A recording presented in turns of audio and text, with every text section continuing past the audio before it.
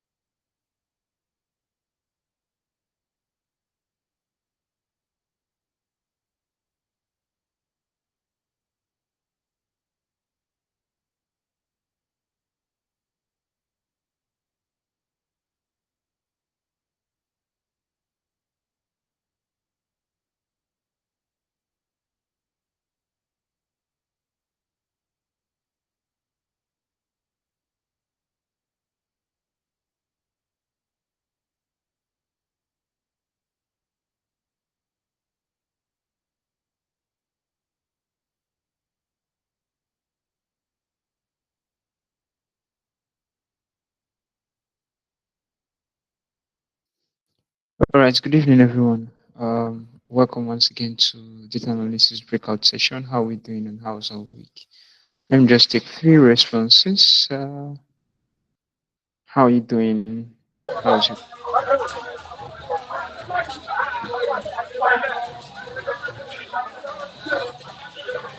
Shami wants to respond?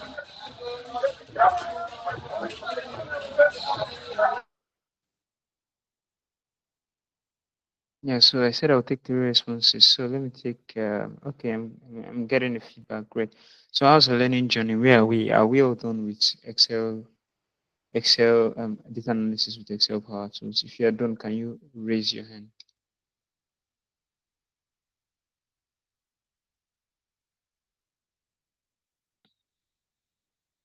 Wow, great. Done. If you're done with data analysis with Excel Power Tools, please raise your hand. Raise your hand.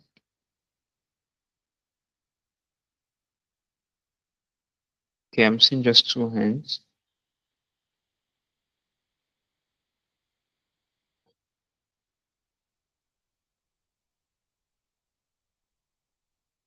Okay, I'm seeing just three hands. Are these the only three people done with data analysis with Excel Power Tools? Others, where are we? Adekola Margaret, where are you? Okay, great. I saw your message, Shay. That's good to know. Michael, are you done with Power Tools? Aziz Lain Kalawa, are you done with Power Tools? Chinenyenwa already said she's done. Okay, Michael raises his hand. Chinenyenwa says she's done. Christopher Anelu, are you done with Excel Power Tools? Deborah says she's done. Young Thomas, are you done with Power Tools? Please, as I'm calling your name, just be responding with the chat button. Faith Salako, are you done with Power Tools? Frank Carboniface, are you done with Power Tools? Jamil,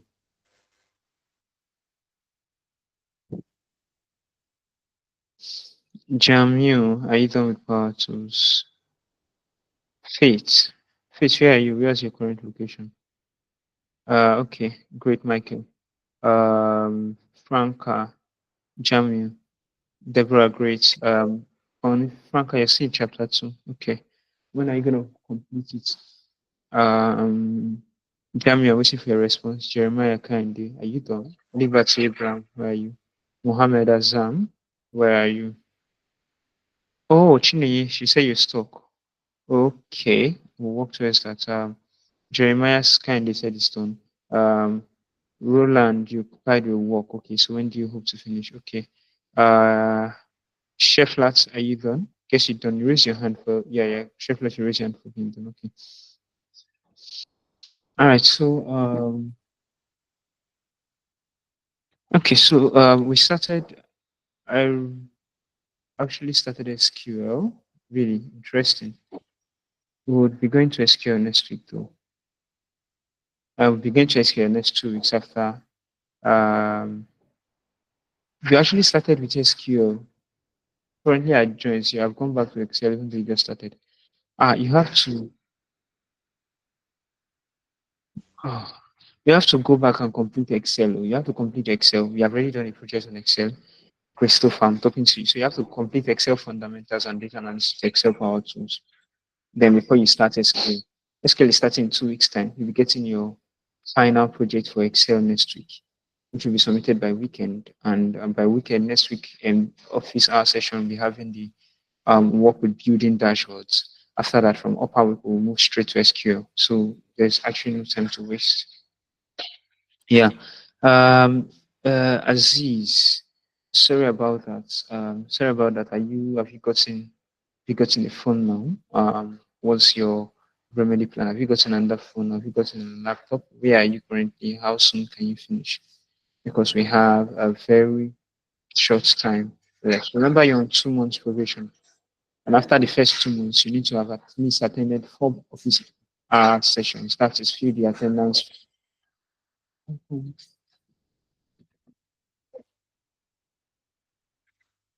So you need to have attended 4 office hour sessions. Fill the, at least I must have filled the attendance form for the 4 office hour sessions. Then you move on to you must have completed all your projects that will be given to you. So we'll give you one before we'll give you the second one soon. That's what I'm talking about next week. Then you must have completed. You must be on track with where we are. You must have also gathered at least 50,000 XPs, even though there are complaints about that, which will raise. Okay. Messi noted. Roland, you say you're currently in Excel. In Excel in Power Korea. Yeah. What chapter exactly are you? Messi is in chapter 2. Great. Um, Right. All right. So, yeah. So, as a last weekend, we started analyzing the data from what we learned, from what we've learned. But before I go on,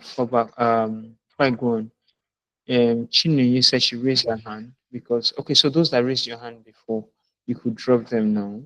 Drop them now. Drop them now. Good. Lower your hands. Deborah, Shefiat. Yeah, I could lower your hands. So Chinenye, you say you raise up your hand because you have a challenge. So can you go on and let's quickly see if we can sort out the challenge before going to our class?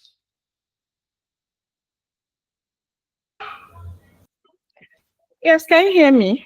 Yes, I can. Please go ahead. Okay. Yes, since after that time we did the other stuff in the DA lab, I've not really gone so far. I'm currently in data analysis in Excel, and I'm still in chapter 1. I'm just finding it difficult with the pivot tables, and I don't know.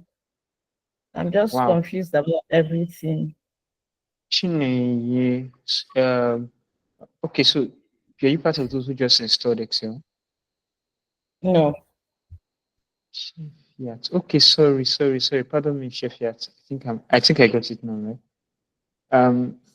Okay, so you've not really been able to meet up with the task. That's what you're saying, and you're having a challenge with pivot tables. Did I Mm, interpret you correctly? yeah. Okay, so which lesson are you stuck with currently? I'm still in data analysis in Excel, chapter 1. Chapter 1. Okay, so are you logged in with your PC? Yes. Can you open the place particular exercise you're stuck and share your screen? Yeah. Yes, I can. So please do that quickly.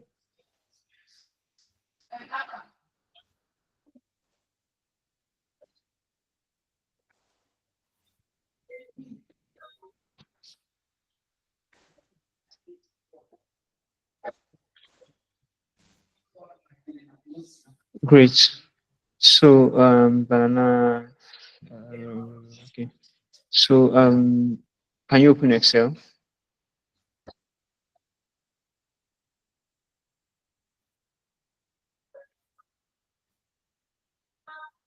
Can you open Excel, please? Yes, I am doing that. Okay. I You think have because the I'm just one. okay. That's fine. You have the data set for this question, right? Yes, the banana stuff, but I don't know why. Hold on, please. Let me. No problem. I think I'll need to share my whole screen. Mhm. So, guys, I believe majority of us claim to have been done with this. So, I would actually sit down, what you guys guide her, and get through the pivot table. So, just get ready.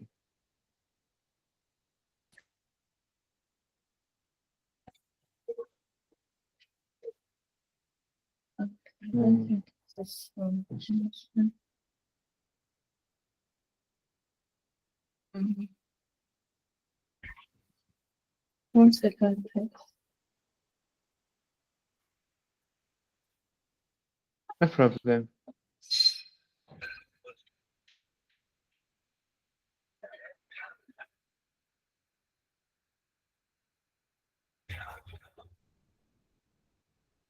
I think I'm having a problem trying to.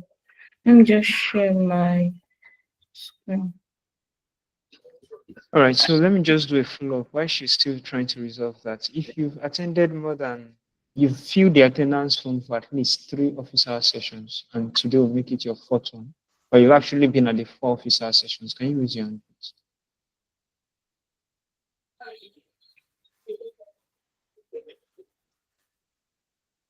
Great, Jeremiah. Great, Foba. Sorry, So, can you come again? I said if you've attended at least, like you fill the attendance form for at least 3 office hour sessions or more, can you raise your hands?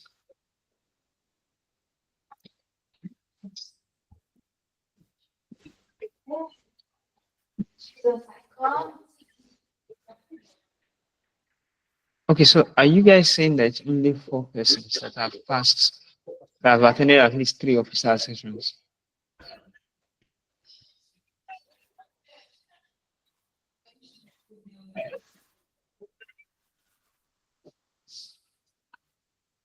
One, two, three, four, five, six, five.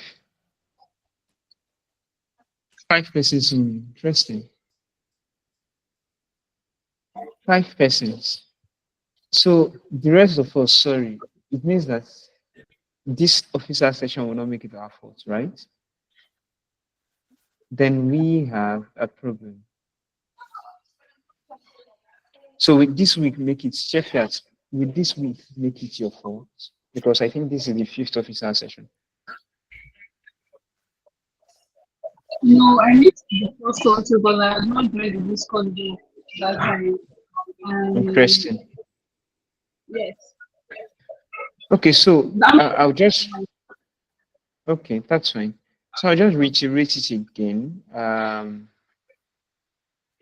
just reiterate it again that there is a need for us to ensure that we are in at least 4 officer sessions between now. So you have like 3 more officer sessions that you must not miss. If this is your first officer session, you must not miss the next 3, or else you will not qualify to pass the probation stage. If this is your second, you must at least join 2. If this is your third, you must at least join the next 3. At least join 1 at least. Let's say at least. But doesn't mean that you should stay idle. So I'm just saying that so that we'll be cautious. Then please complete your learning program. It's very, very important. You stop sharing your screen. You can lower your hands. Yeah, Thank I you. know. I want to share my whole screen instead of just a tab. All right, that's fine. You can lower your hands, guys. Thank you. I was just trying to get some statistics and data.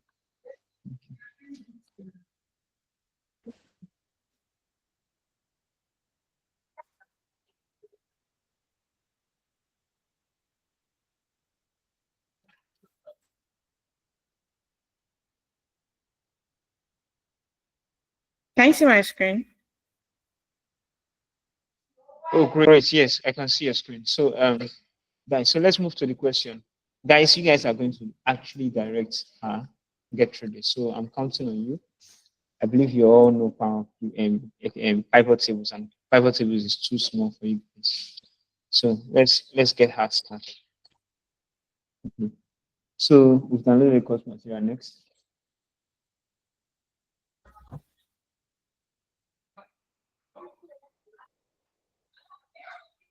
Create a pivot table of the account sales history. Do you know how to create a pivot table?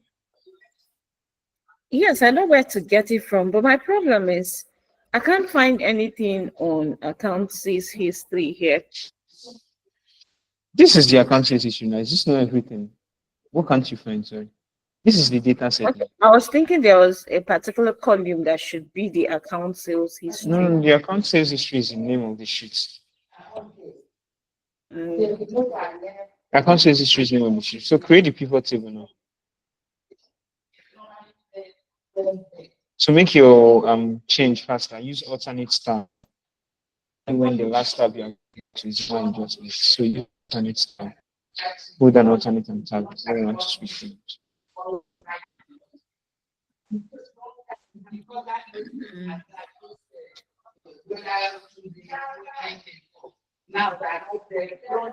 So I'm turning off my mic. So if you know what to do, please guide her.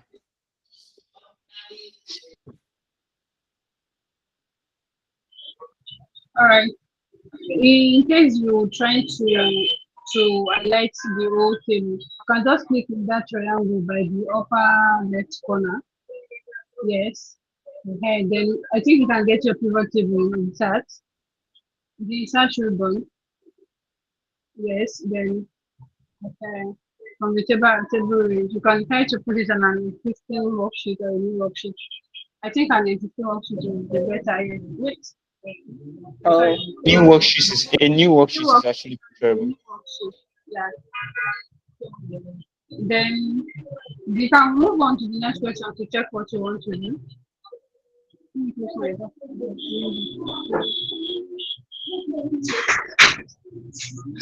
we named the new sheet to pivot table. Okay. Yes, the sheet of that. Yeah.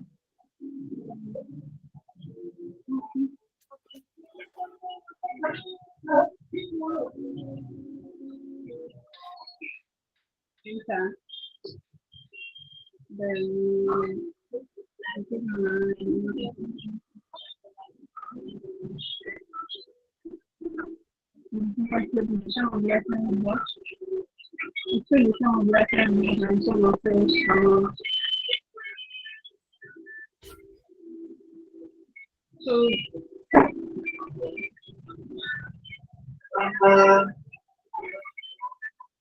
I go back to the pivot table sheet to bring the license board to value and save amount to value. I can't hear you very clearly. Okay, you go back to your worksheet. So go back to When you to your sheet. Select okay, license one box in that row, pivot table fields that is there in your right hand side. Sorry, please can you come again? So if you spoke at the same time. The pivot table fields on your right hand side, scroll through the fields that are there to select the licenses box and some of scroll down, yeah.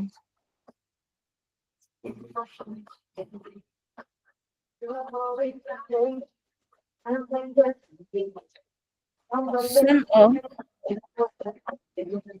What was the other field they asked you to select?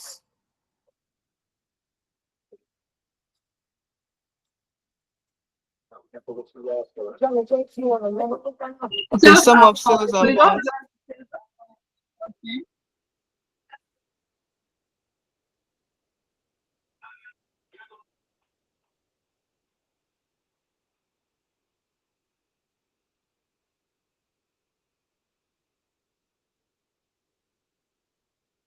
okay, I've selected sales amount. So go back to the question to get the next thing to do.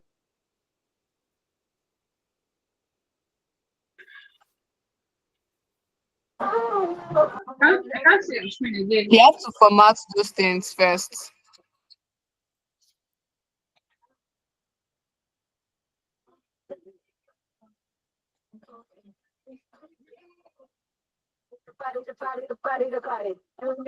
Just format as a number.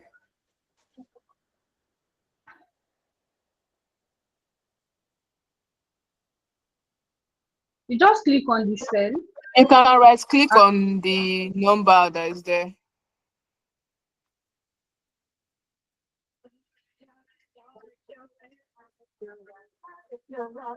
I've done that. Right click on the number, so it will bring out a menu where you see format.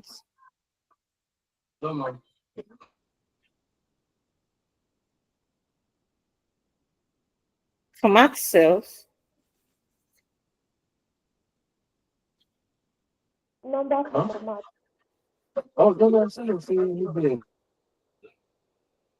Of this cell, okay.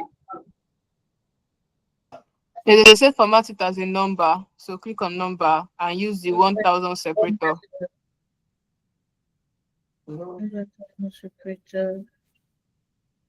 I think you said one decimal place and zero decimal places.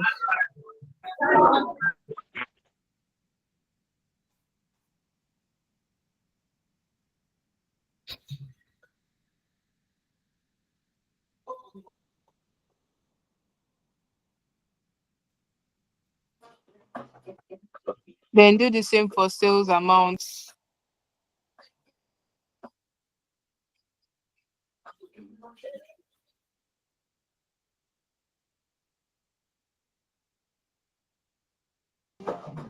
But they said as a currency, go to currency.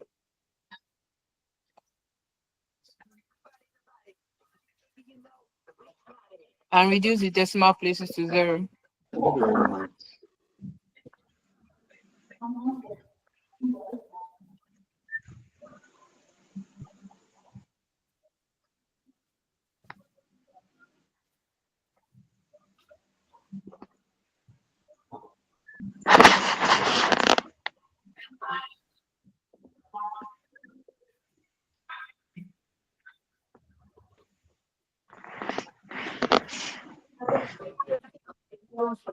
So go back to your sheet.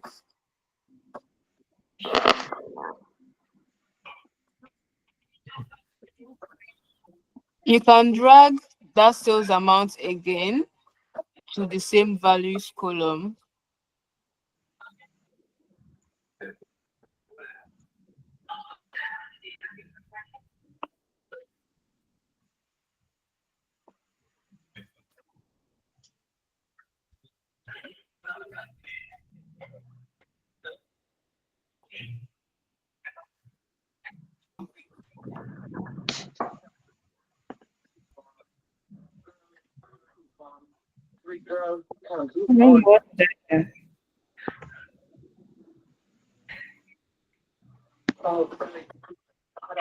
If you right click on in the pivot table, you go to value field settings and click average.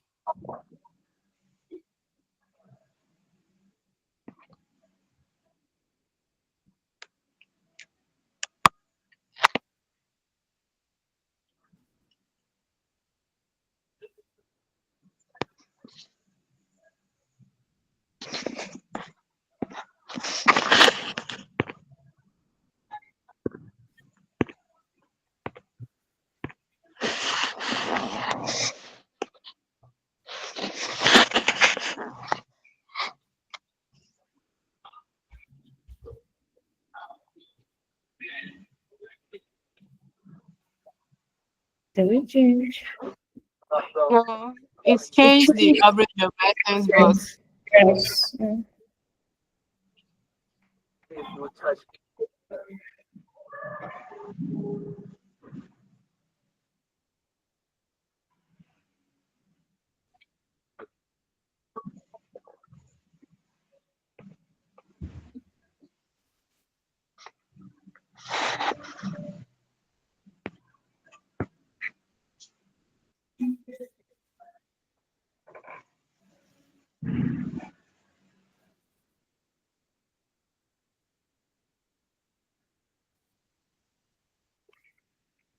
I'm supposed to have another column for this.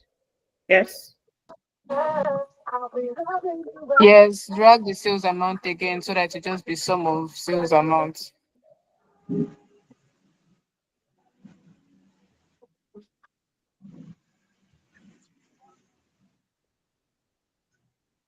So let me see. I would have another table. Then.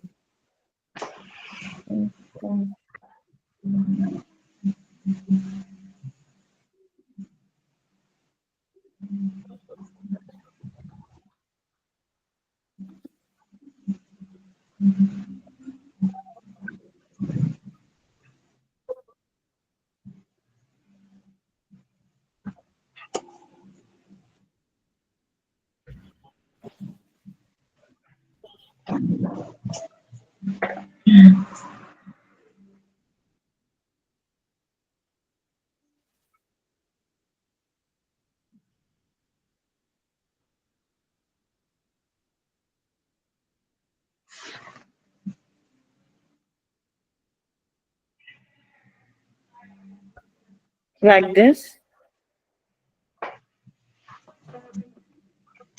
Yes, go back to the dashboard to see how they ask you to format it.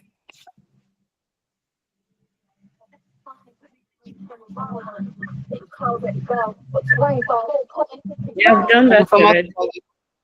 Okay, then click next. Okay.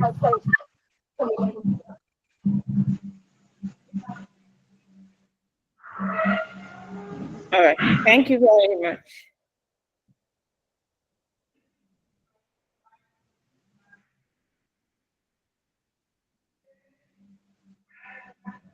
Okay, thank you, Divine. I think I can continue from here.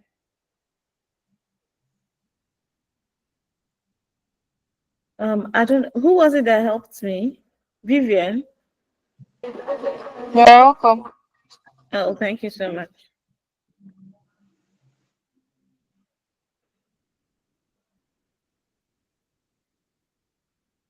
And the first lady, thank you. I can't see the name.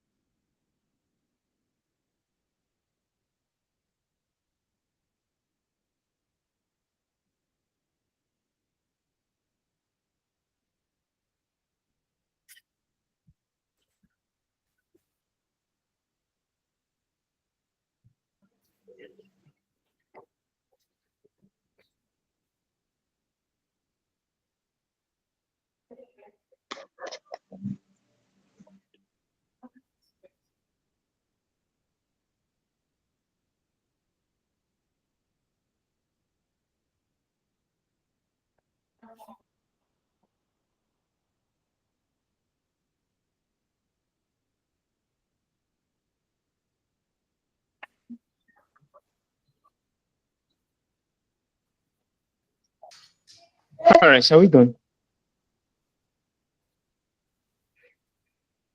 Are we done? Yes, sir. She's done. All right, thank you so much. Yeah, thank you, Sheyi, and thank you, Shefiat. So, Shine, in case you have any challenge, just go to the Discord channel and add Sheyi or Shefi, the analyst. We should be able to answer you and guide you so that you will be fast and meet up the deadline. Is that fine? Shine, is that fine? Can you hear me? Yes, I can hear you. Thank you. All right. So let's get back to our data sets that we're working on a while ago. Yeah, so we started working on this data set last week. Pardon me, I was not able to be around on Thursday. I tried to see if we could do it earlier today, but the engagement and response I get was quite low, so we had to leave it till this evening. So we want to quickly see how we can round up all of these things. Thank God she is on the call, our finance person. I'm going to be giving us all the answers we need on this. Yeah, so for those who have not, who are just joining us and probably have not seen this data set before, this is the original data set. We had a data set like this, arranged horizontally. So we decided to study our data set and we discovered that we have the profit and loss statement removed, and we have the balance sheet removed, and we have the. Can you see my screen? Yes, sir. Please unmute and speak. All right, thank you. And then we had the cash flow statement. So in a bit to create to analyze our data, we looked at it and said, okay, first thing first is to divide each section into different sheets. That's what we did. We transposed our data from the horizontal column to the vertical columns. And that's what we have here. And then we're moving straight to the balance sheet to do the rest. We are renaming them, creating better names for them, and remodeling the columns so that it will be easy for us to ask questions and derive insights from. So what we are basically doing right now, what we can call what we are doing right now, is we are cleaning data. Do you understand?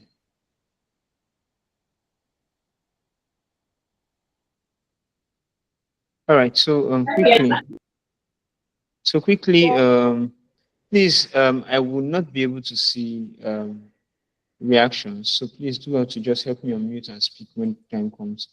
So if you are working with any finance organization here, we really need your help, especially for understanding of all of these terms. And if you have access to internet, also please you just help us look up a few things so that we can rename quickly and we can work together. So I'm not going to be doing this alone. You're going to be guiding me based on what you've learned and covered so far, because this is actually meant to be practical and not me teaching you guys. So yeah.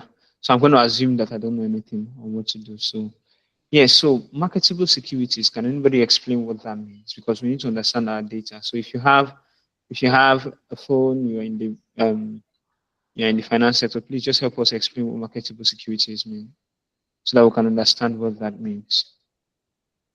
Then the total cash and cash equivalent and short-term investments. We need another name for that so that we'll make our column shorter, right? And we can add the complete name in the column. So can someone suggest that? Please, as I'm speaking, I want one person to unmute and speak to us concerning marketable securities, and the other person give us a better name for total cash equivalent and short-term investments. Then another person can also try to tell us what's trade account receivable, less allowances mean, and what if there's a better name for it? Because beyond just renaming it, I think it's good we understand what each column represents. Yeah, so please, who is going first? Good evening. Good evening. So marketable securities are, let's just say, basically stocks that you can easily buy or sell in public markets or stock exchange. Okay. They are financial instruments financial instruments like stocks, bonds, treasury bills, commercial papers, and stuff. So in other words, they're kind of like investments.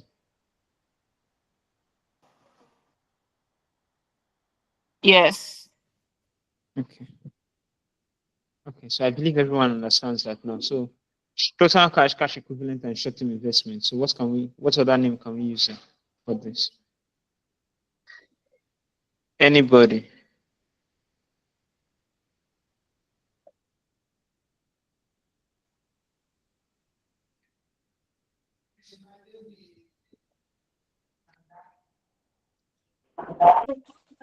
That's it.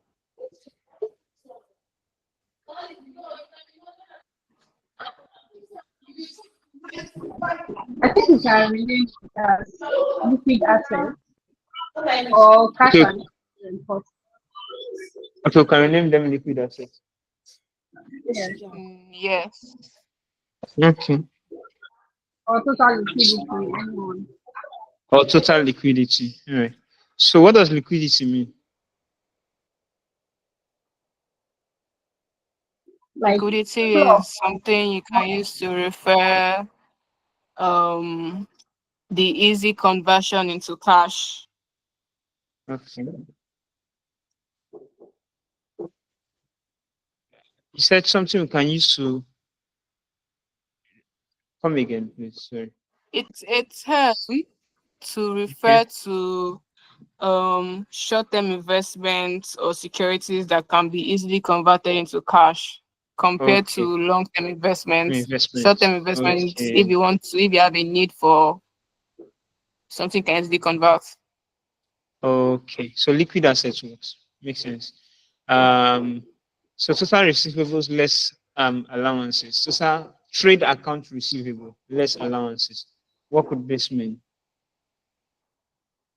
Trade account sorry, receivables, anything receivables is debt, things that you have to receive from other people, especially if you sold something on credit and they've not paid you yet. Okay. So by the Allowances time are you are like, having okay. yes, and allowances are like, because usually when they create financial statements, there are sometimes where you're not going to be able to receive all your money from somebody. So sometimes we make provisions for bad debts. Okay. So is that what allowances mean at this point? Yes. So when you In say these trade account cases, they did trade receivables, account less receivables less allowance. allowance. Yeah, so they are trying to provide maybe a bracket of, in case we can't collect everything, at least we should be able to collect this amount. Mm-hmm. Ah, okay. So what other name can we give this column?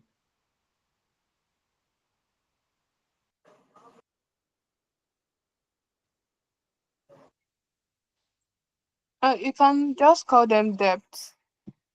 The trade accounts, so you can call them debt. When we say if you call them debts, does that mean that we're actually paying the debts, or is the debts that is coming to us? It's the debt that's coming to us. And so for us, we can't call So it that, debts. We or you call can it say debt. debtors. or can we name Or the we call it account or account. receivable? Okay. Now, less allowances, does it mean they removed allowances? Are they trying to say it's a net something? Is it something that is looking like a net income or something that the allowances has been removed? Is it like our net income, or is it going to be like, are you just saying it's making provision for in case we can't collect everything? Because I don't know.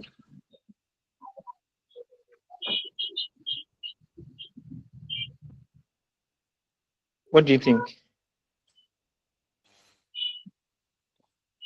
Sorry, I what name don't did you get say your we question. should rename? I'm confused about the less allowances too.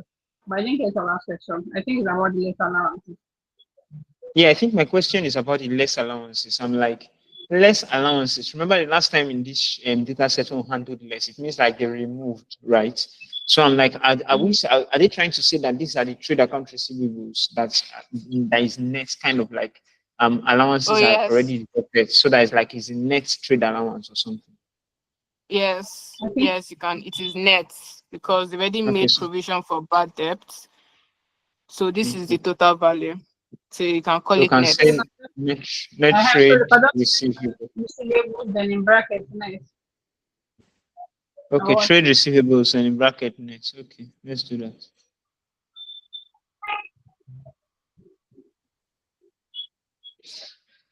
sorry, we didn't conclude on what you are renaming total cash equivalent and short-term investment as. We didn't conclude on what we are naming what. The total cash equivalent and short-term investment. It has already Yeah, been I think renamed. we called it liquid assets. All right. Thank you. All right, so I already shared this data set, so we can actually, if you have your PC, you can actually, I actually shared the data set on the group, so on the Discord channel, so you can actually open it and work alongside, that'll be fine. Prepaid expenses and other inventories is okay, right? Prepaid expenses and other assets. Then assets held for sale. Assets held for sale.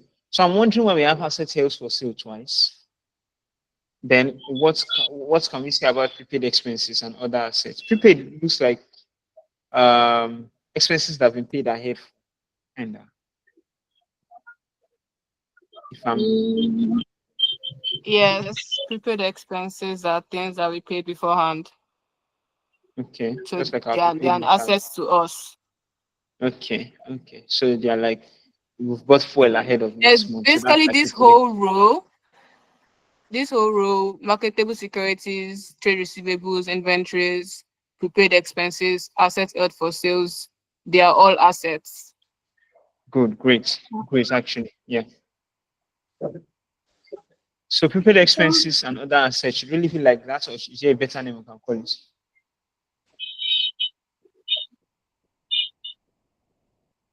She said from the market securities, the trade receivables, the inventories, and the prepaid expenses and other assets. So all of them are assets. That's what she said. Yes. Yeah, I get. Like, but I'm like, okay, so this prepaid expenses column now, is there a better name we can rename it with? Is there a better name we can use for it? Other assets. You Other can call assets. it repayments. Can call it what? Prepaid payments. Repayments. Prepayments. Okay. Okay. Let's go to review column so that's easy for me to prepayments.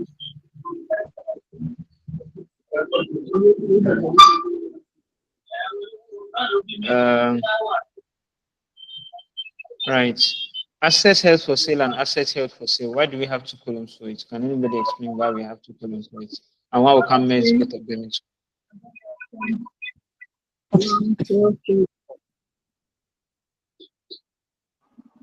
That we may have to look at the original data set to determine why it is double. I already went there. No, we actually have it double here. So just in case, let me reduce the. Yeah, so these assets held for sale, these assets held for sale. We actually have it double here. So I'm wondering why we have it double and what we can do about it. Don't you think it's an error that there's two of them there? Or do we think it was No, recorded twice? there are different values in the two rows, Yeah, especially there are for different year values in it. 17, and Yeah, for years. both are crucial for the addition to total assets. Okay, so what do we think we can do? There any formula We, on this thing to know how it there's no was formula. calculated? There's no formula. It's only for the second to the last year that has two tangible values for the two Yeah, columns. Others, they are yeah. just like one is everywhere, the second one is the value. So you can just add that So up. will it be wise to add both of them together and close down the That's second column? what I think I would do. Okay. Okay. All right, let's do that. So we'll say for this now will be equals to this value. Yeah. and we'll copy this and paste values. Paste value. Then for this, it equals to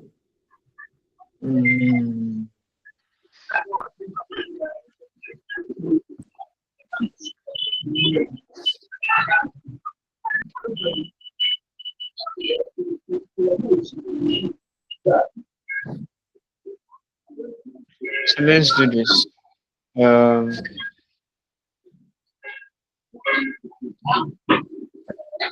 Okay, so let me use a different code. Let me say equals to this plus this and center it together. Then delete this guy.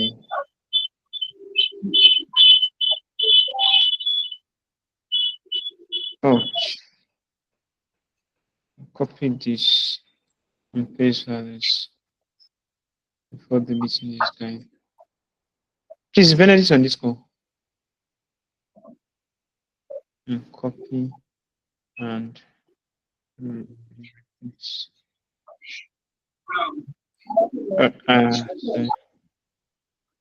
yeah. So I guess we're good. Total current assets. So asset held for sale. That's a good header, right?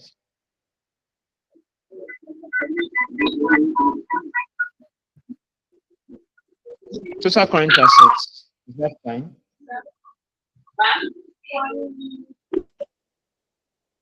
Please, guys, I need your response.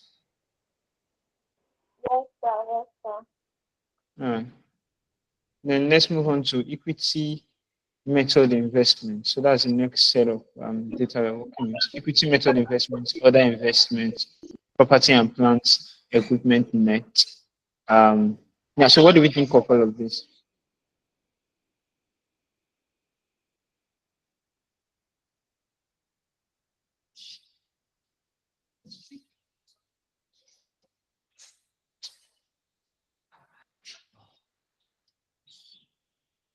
Yeah, so equity method investments, can someone explain what this means and if there's a better name for it?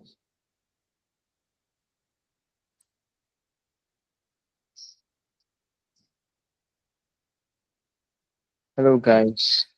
It is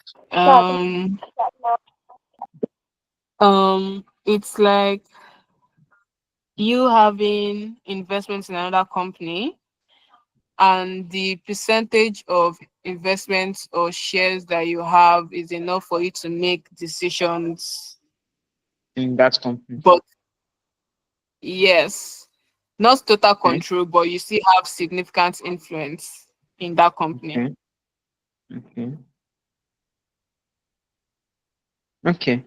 So having explained this, is there a better name for this, or we should just leave it like this?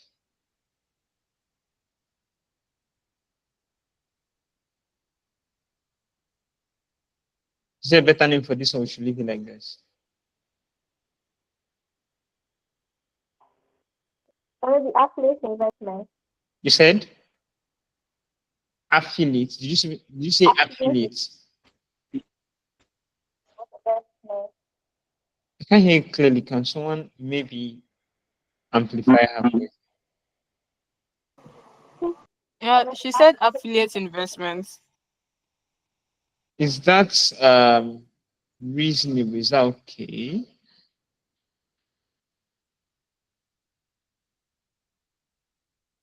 Is that okay to be used?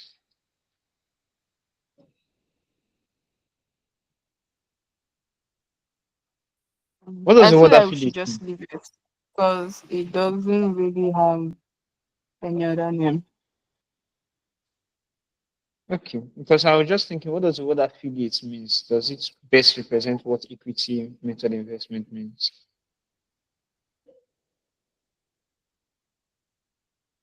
All right, let's move on to property, plant, and equipment nets. So this is probably a net income.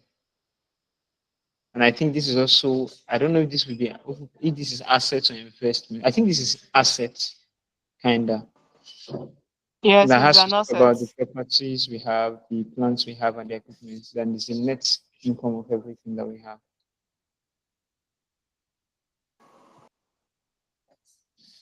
It's not net So of every other asset. I think because they've taken out depreciation from it. That's why it is net value. let's okay.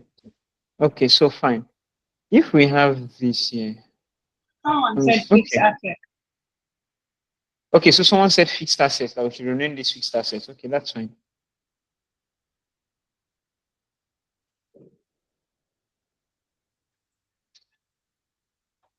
Fixed asset makes sense. Fixed assets. Yes. Deferred income, deferred income tax. I guess that's what I said here. Deferred income tax assets. Please, someone should explain. Tell us what it means.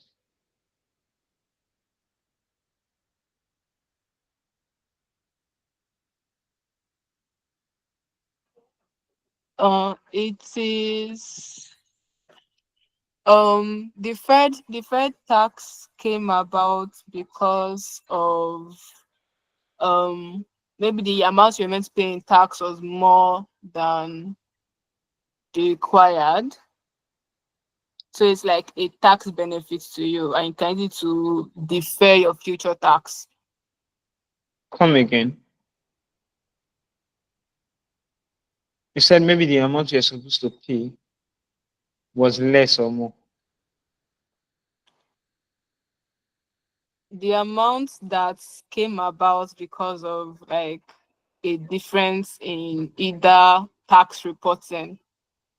So Okay. you maybe paid excess and Okay. this difference. So you can use this amount to offset a future tax liability. Okay. Makes sense. Is there a better word for it?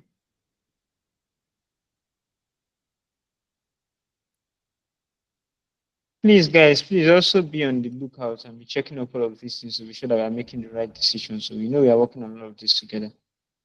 So if we make the wrong decisions, we'll all be held accountable. They'll fire all of us. So Amaka has his hand up. Please just unmute and speak. Sorry, I have a suggestion. You know this data set, it's the domain is from finance, right? Yes. And it's not something everybody is like accustomed to, like we are not used to these terms and everything. And it's taking time, like all the whole breaking down, it's really taking the bulk of our time, honestly.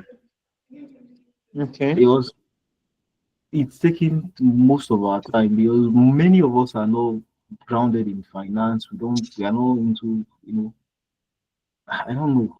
It's taking So time. what's your suggestion? We should stick to the analytics and I don't know. Yeah, so I get your concern. I get your concern, right? But I think one of the reasons why I still insisted we work on this data is because one of the things about the data analysis, you don't have the, I don't think you have the freedom to choose which data you work on.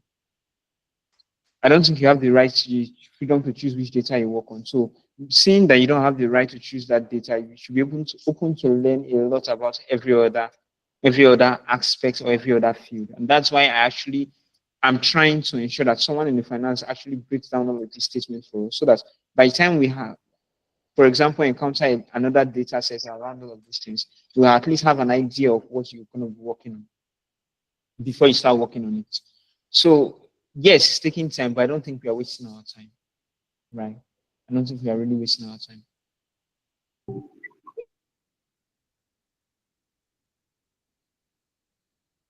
Yeah, so if anybody has a different view, you can let me know. Yeah, I think we should go on with it. Cleaning We data should is just go part on of with it data because analysis. you're right. Exactly. Someone was saying something that I didn't hear her. No, I was saying that it's still part of data analysis. I mean, we're learning how to work with finance data. Recently, Yeah. I started learning how to work with sales data, and sales data is very different from finance, and the terms are different, understanding about everything is different. So you're learning everything from scratch. You never can tell where you're going to have to like work later Yeah, after this. So yeah. So guys, yeah, I think we should work on this. And that also it's like kind of a forewarning to us because we should have our minds open to work on any kind of data sets. I don't think you have the right to choose. You won't be employed as a data analyst and you tell them you can't work on finances. I don't think that statement makes sense for me. So it's better we know about it and then we have a little knowledge about it. It makes it easier for us to be able to walk through at least a little of what we need to do rather than just ignoring it entirely. Yeah, so let's continue. Deferred tax income. Is there a better name for it?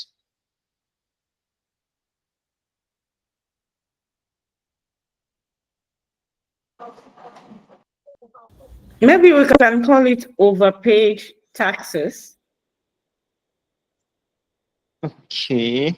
I'm looking for a better word for the word overpaid. Overpaid is actually right, but not very professional. So I'm looking for so excess is better, excess taxes, but I still don't feel that this is okay. If there's a better word for it, I would really appreciate it because you're trying to be as professional as possible. So please, you find a better word for this. Find a better word for this. Please let me know. Trademarks with Can we use indefinite. tax upfront? Good, makes sense. Actually, that makes more sense. Actually, Okay. tax upfront. Yeah, I think that makes sense. Trademarks with indefinite lives.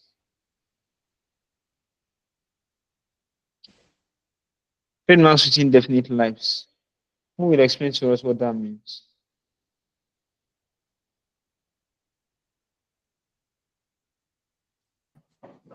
Yeah.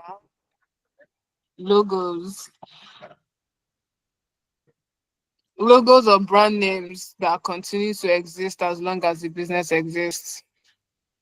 Okay, so they have value. So I'm thinking, what are they? Yeah. Are they acceptable? If there's a word like Yes, that. they're assets, they're non-current assets, intangible Okay, assets. they're intangible assets. Nice, and so their value so we is. can just I'm trying to. So let's use a company like. Okay. name it that intangible. Ah, I don't know who is speaking. I really wish I could hear you. Your network is breaking. Your line was breaking really bad.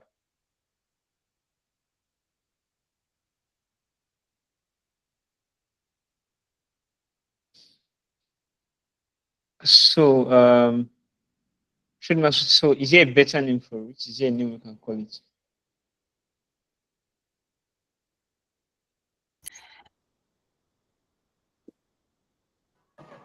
So this person that is trying You to can remove with I said we indefinite lives and just leave it as trademark. this person that is trying to speak that we can't hear. could I think just name it if you can intangible type. assets. Actually, intangible asset works because if we use Yeah, but trademarks, everything here is intangible assets. oh, okay. But if you use only trademarks, okay, trademarks with indefinite life. So actually, that's a lot of trademarks. Okay, so it's possible there are trademarks without indefinite life.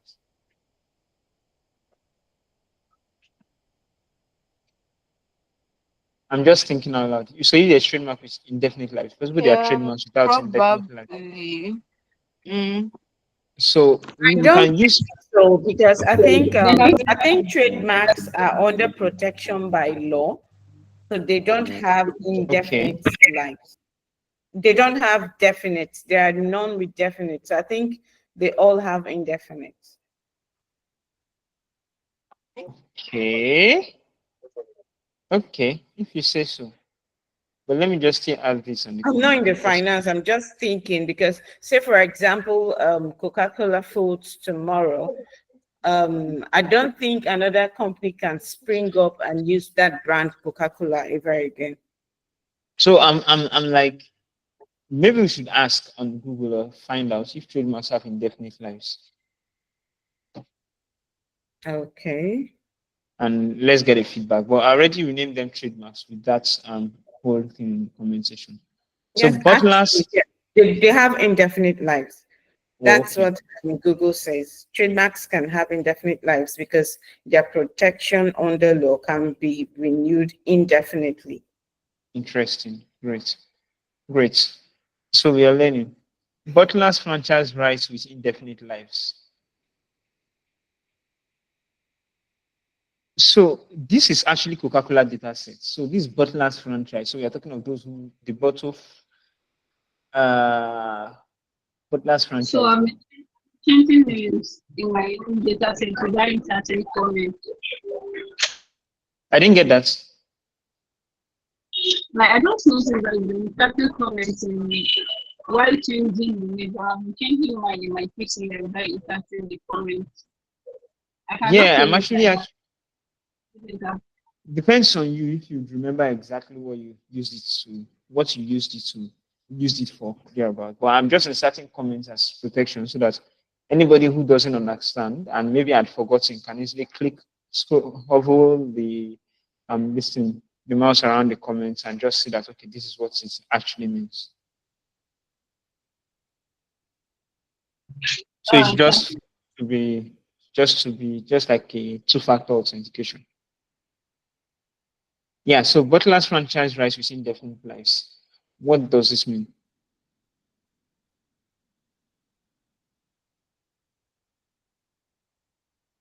Other intangible assets. Yeah, you really said that everything here is intangible assets.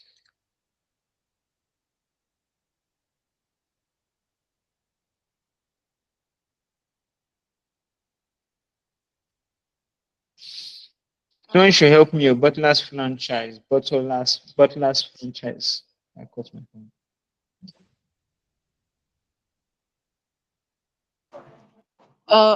According to Google, yeah, it's saying that it grants a company the right to operate a business or sell products under a franchisor's brand.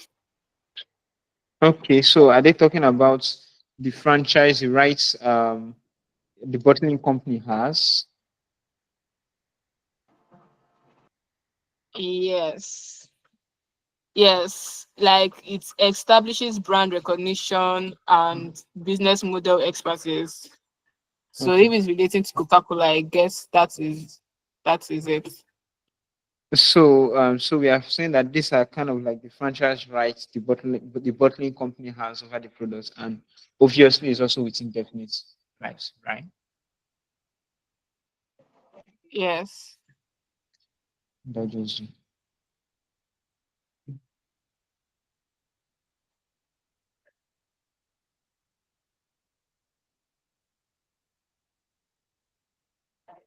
goodwill. Goodwill. Yeah. So what do we think goodwill is?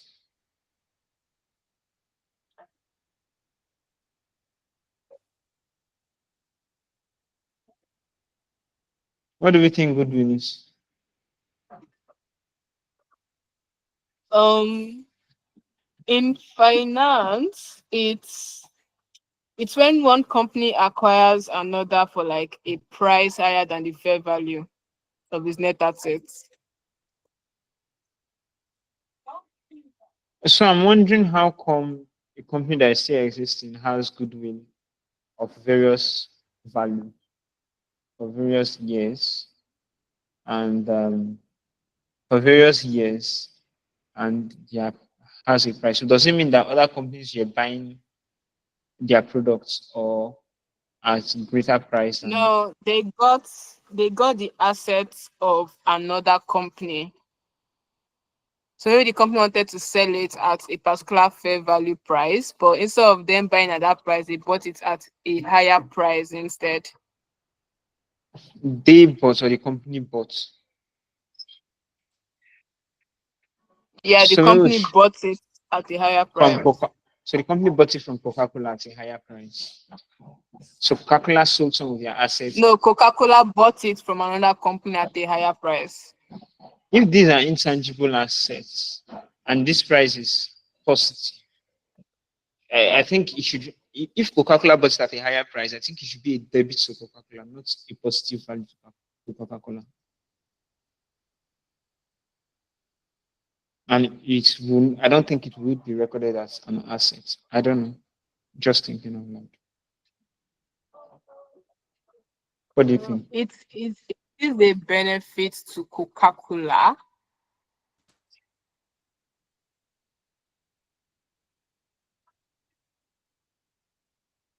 I didn't get what you said.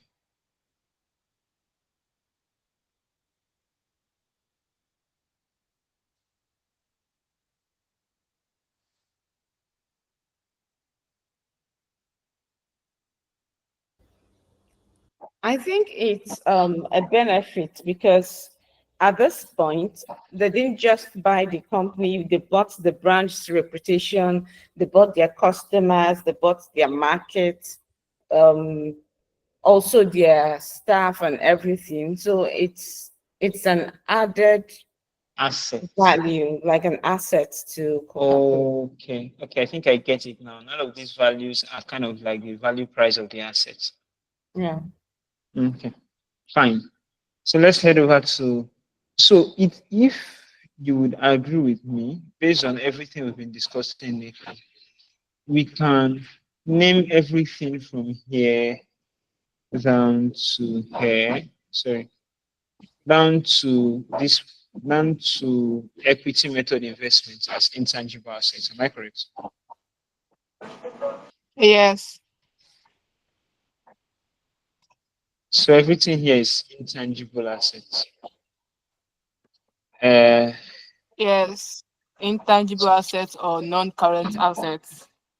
Or non-current assets. Yes. Tangible or intangible or non-current assets.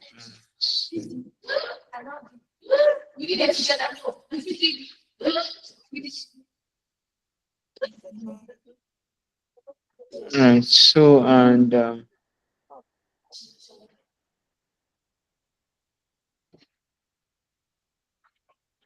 if you agree with me, everything here from here down is actually Please, current assets.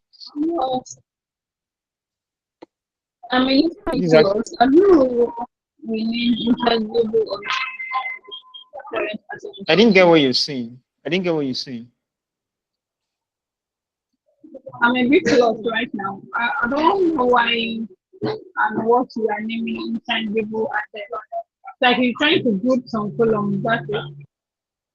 Yeah. So I'm trying to group some columns actually. So from marketable securities now, we can say that marketable securities, trade receivables in it. All these are current assets, if I'm correct.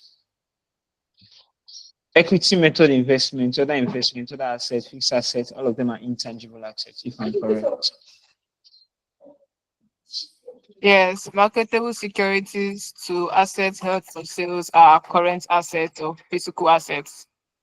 Okay, current or physical assets. Okay. And or physical assets. Why these other ones are intangible? So they are assets that you cannot see.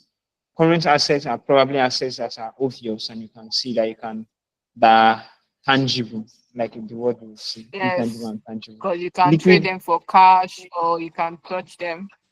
While liquid assets will be said that assets that has that are cash worthy or kind of something like that are easily convertible to cash, if I'm correct. Yes. So we can call all of these liquid assets.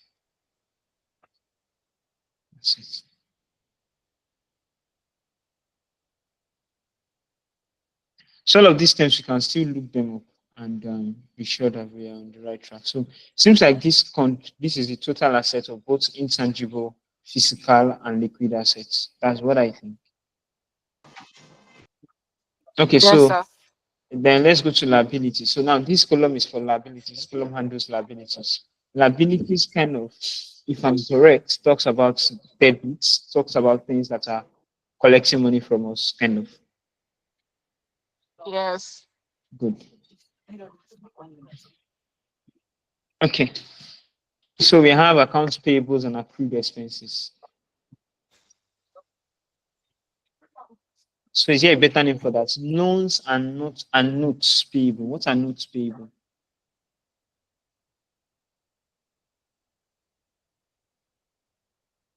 Current maturities of long debts. Accrued income taxes. Guys, you're almost done with this renaming.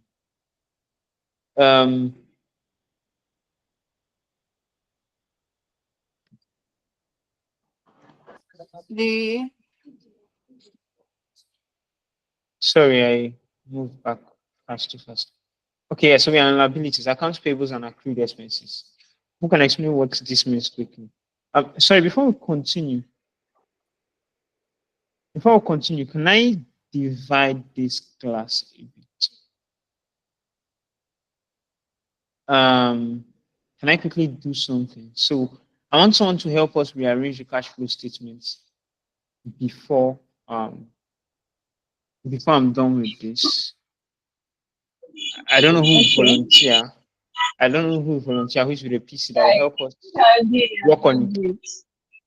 And will help us work on the cash flow statement. So maybe someone else, maybe Benedict will reach out to the person and maybe just maybe via chat or something, just work together and see how to rename all the columns rightly and maybe and work on all that while we are working on this so that we could be a bit faster. Is there someone who can do that? Shefiat is volunteering, right? No, I've not volunteered yet, but I have it to arrange on my computer. Just I'm not using my PC to join this class. I'm using my phone. So I really don't know how I will do that. I have it to arrange, but I've not changed the name of the columns. Okay, so please do so. I'm not your name. Okay. Is there any other person?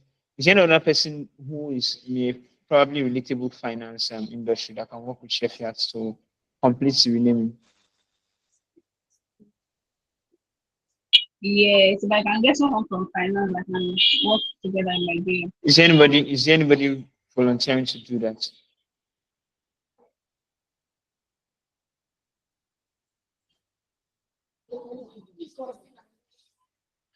Is there anybody volunteering?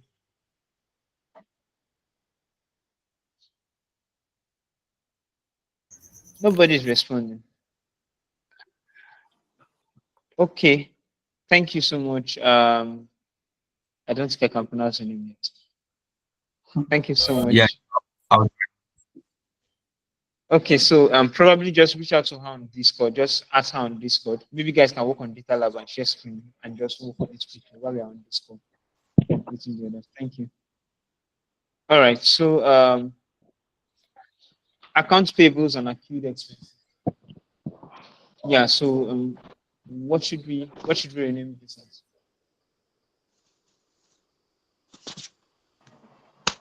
can call them creditors. Creditors. Creditors. If you call them creditors, are they owing you or you are owing them? Sorry, Mr. Divine. Am I supposed to be on this class or are we doing We are something owing them. else? You could just stay on the meet call. You could just stay here on the meet call. Just maybe be on Discord on DA lab working on it with this other person who volunteered. Yeah. All right. But just stay on the call so that by the time we are done and when it's time for attendance, you will be able to fill it and see it.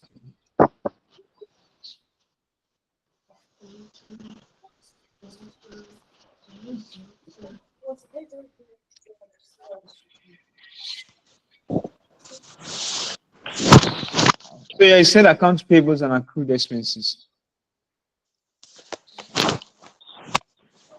Yes, they are creditors. We owe them. So will you call them creditors or call them creditors? Okay. Let's use creditors. Or call them debts? No, that is for the other one, the receivables. Yes, ma'am. Yeah. Yes, ma'am.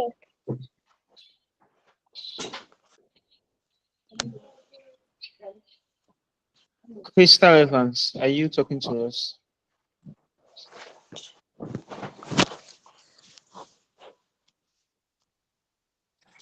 No, Crystal sorry. Evans.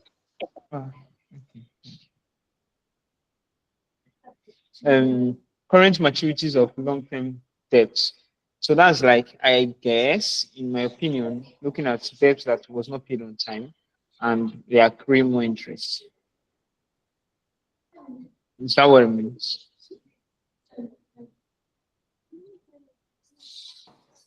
Yeah, it's like loan that we got that have currently matured.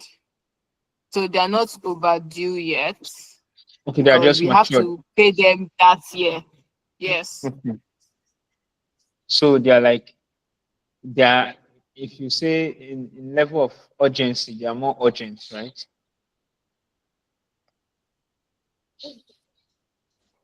So Yes. is there a better name for it?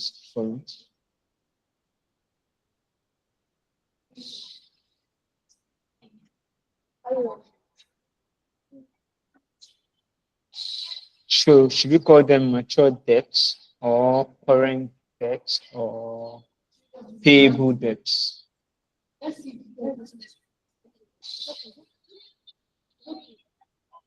Or is there a better one? I didn't hear that. Yeah, you can call them matured debts. Okay.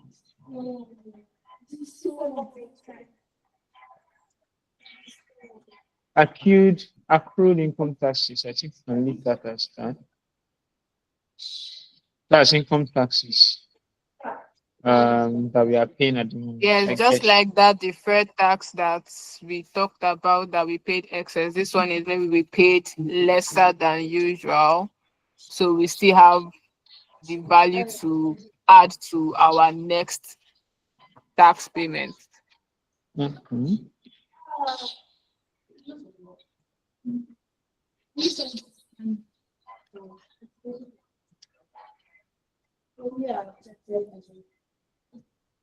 Is there a better word for it?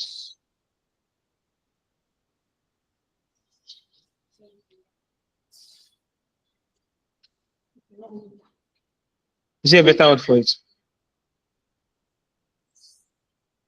Is there a better word for it? Tax payable.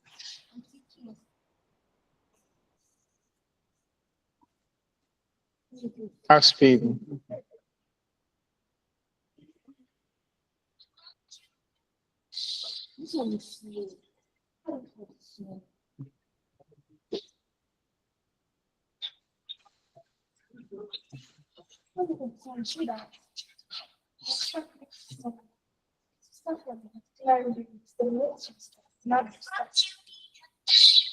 So we have liabilities held for sale, and discontinued operations.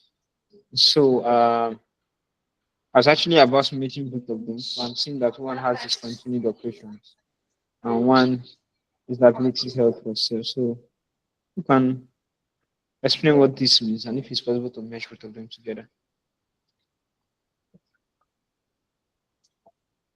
Oh, the liabilities held for sale is debts associated with an asset that the company wants to sell. Okay, so you want to sell a property, but you are owing the owner of the property some amount of money. Is that what it means? Yes.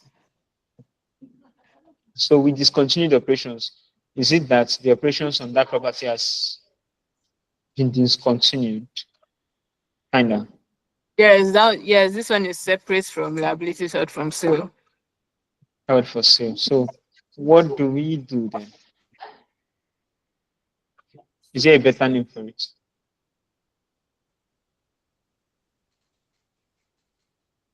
Mm,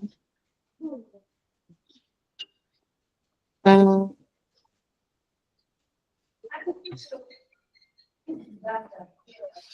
uh, I don't know another name to give it though. Okay, so for how about discontinued operations?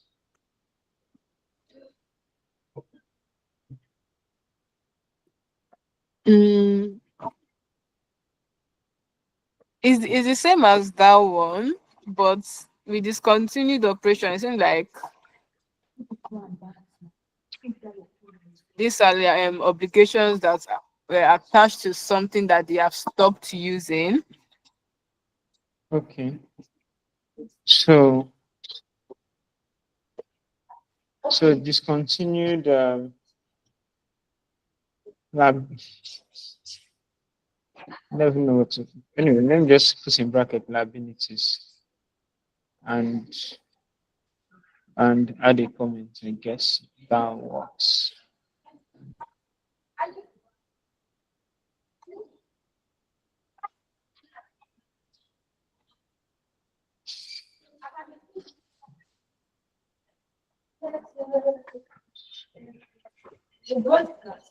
Okay.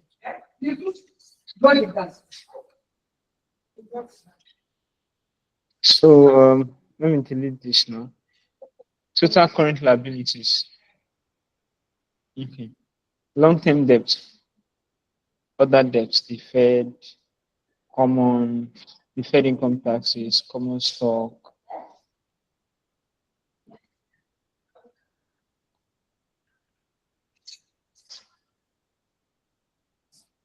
I guess we're almost done with this. These are just the last set of columns, and we can start answering questions. I believe that Shefiat and this guy, we've done right now.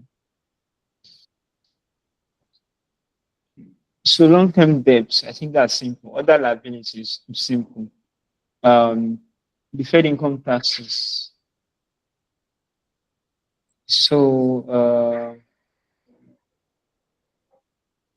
accrued income taxes and deferred income taxes, what's the difference? Because what I'm seeing here, I think everything is. Hold on.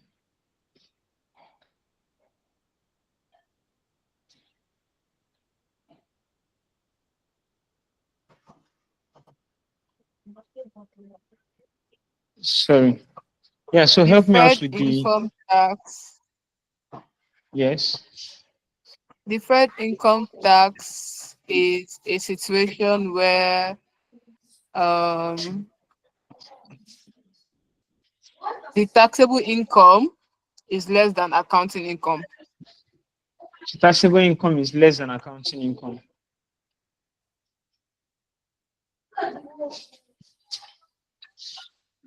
So that's tax payable is less than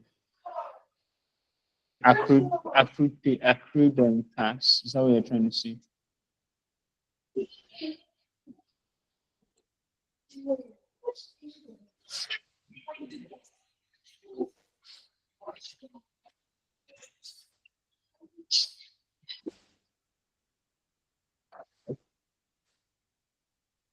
Sorry, I guess I'm trying to round up with this. This one I'm trying to be fast.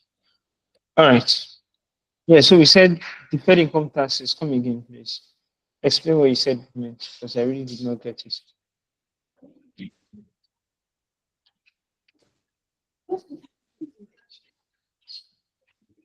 Hi, hey guys there. Are we there? Please, what does deferred income tax mean?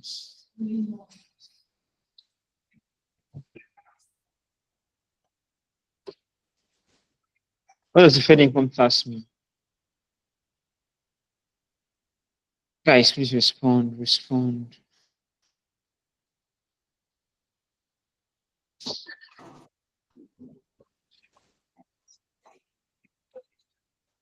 Hello? Yeah, I can hear you now.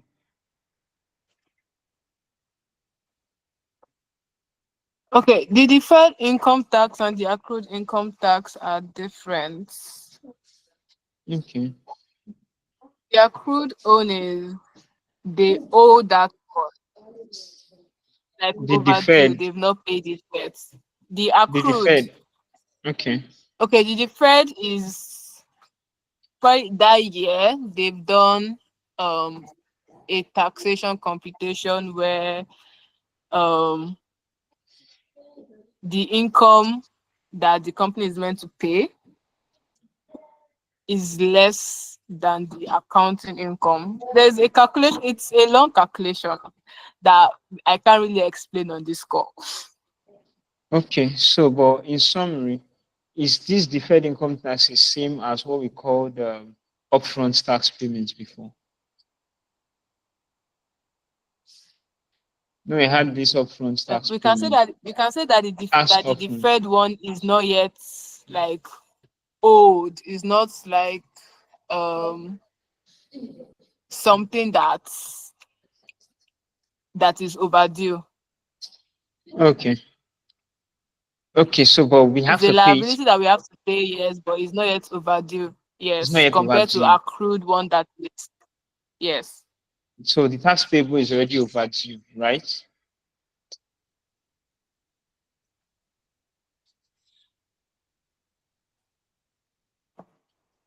Tax payable is overdue, right? Accrued income is overdue, right?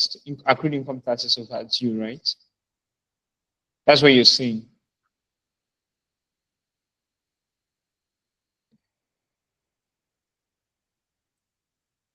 Yes, it's the accrued. Yes, the accrued is old. They've not paid it yet. Okay. Okay, no problem.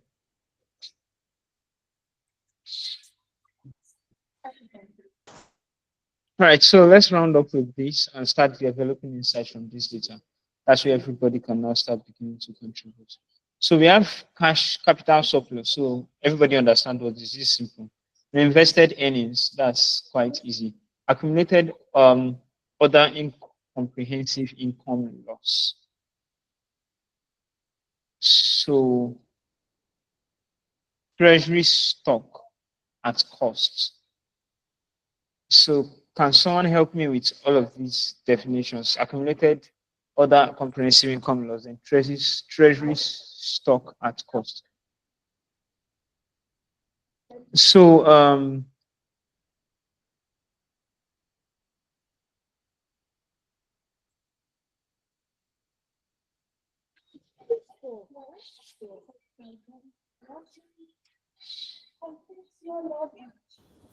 So according to Google, it says the accumulated other comprehensive income loss capture unrealized gains and losses that are not included in net income, such as foreign currency translations, pension liabilities, and unrealized gains or losses on certain investments.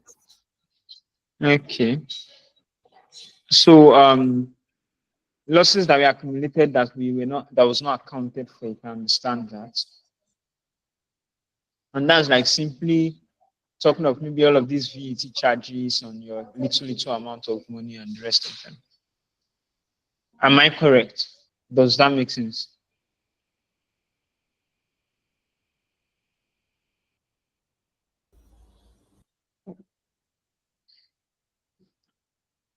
Someone should please respond so that we'll be sure we're on the right track.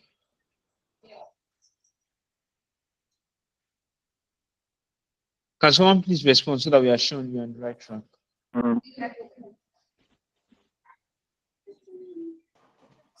Yes, accumulated other income or loss.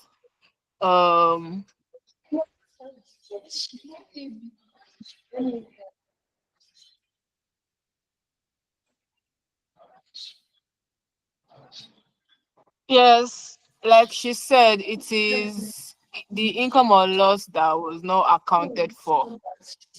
Okay. So is there a better word for it?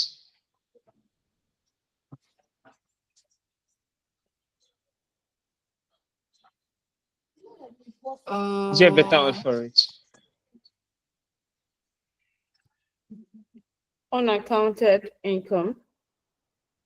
Okay, unaccounted Unaccounted. or unrealized? No, it was realized, but I know it was not accounted for, so I'm looking for a better word for unaccounted.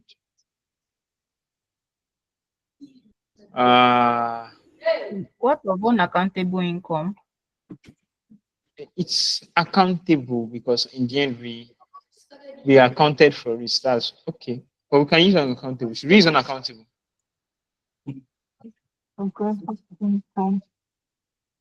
Unrealized gains or losses that are not included in net income. So unrealized gains or losses that are not included in net income. So is this a good name for renaming it? Or should we get a better name? Can someone get us a better name for it? Treasury. Someone should please get us a better name for it. Treasury stock. Treasury stock at cost.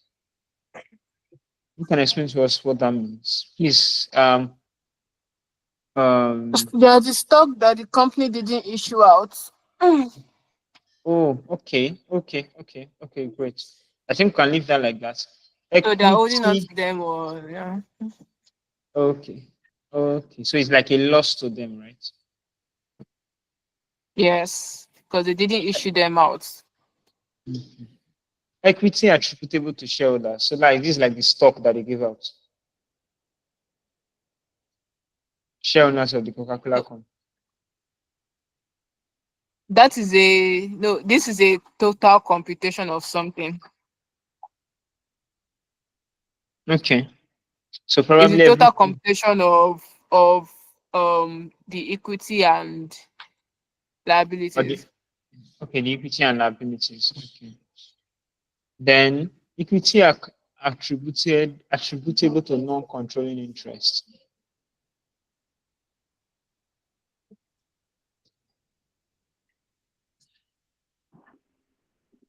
Which have been shown in company. Equity attributable to shareholders of the company. Is there a better word for it?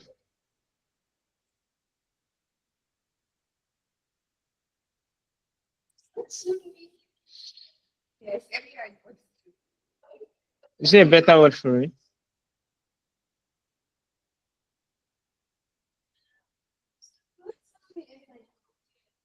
Yeah, the last phase. So please give us so that we can start getting insight from this data, please.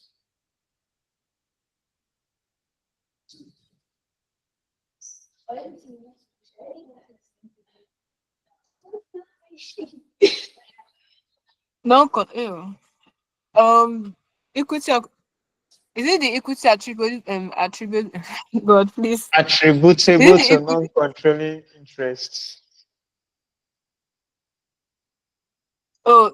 So non-controlling interests is, like I said, when a company acquires another company, like there's a particular percentage of shares that a company can issue out that will determine if those shareholders can have like power or control or enough power to like make decisions. Yes. Okay. So there's the controlling interest, and this is the non-controlling interest. These are the ones that their own percentage is lower. Okay. So, so is there a better word for this, or should it be like this?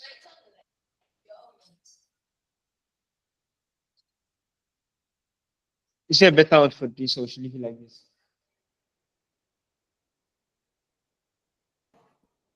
I would say not controlling interests, but I think we've used not controlling interests in another column. Yeah, yes. I guess. Let's get back. Look at the securities, investments,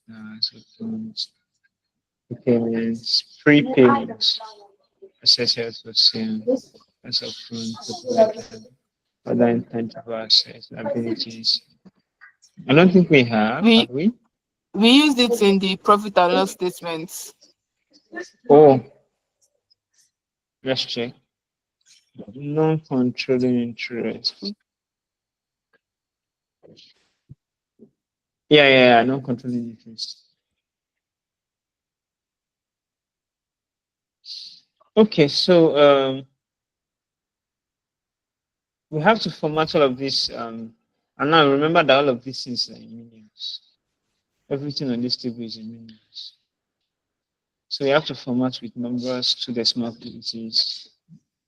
I don't think we need 2 decimal places too. But we'll just have to let it finish. So we are leaving this like this and leaving this like this, right? And this covers total equity and total liability and equity. So we are good.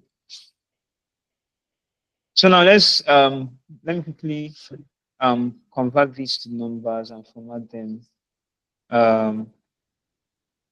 with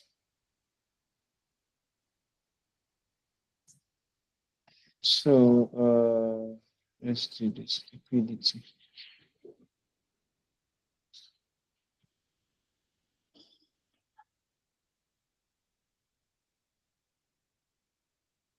Yeah, so liquidity value.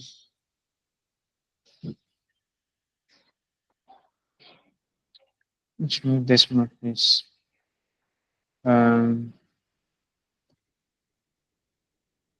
Let's leave the bold, but remove the lines.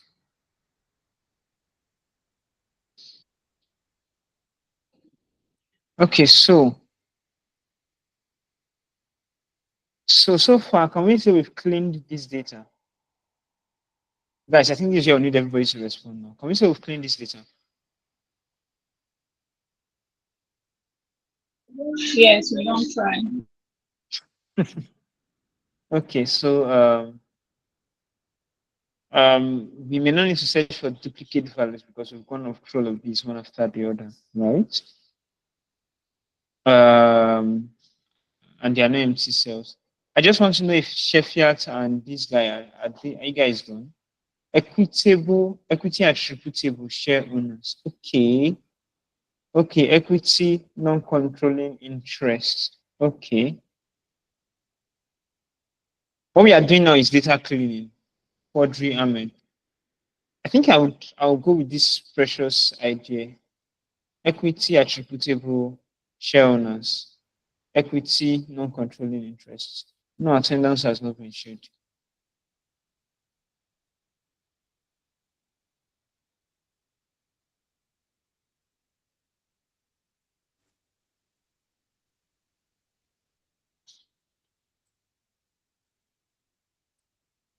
So use non-controlling interest.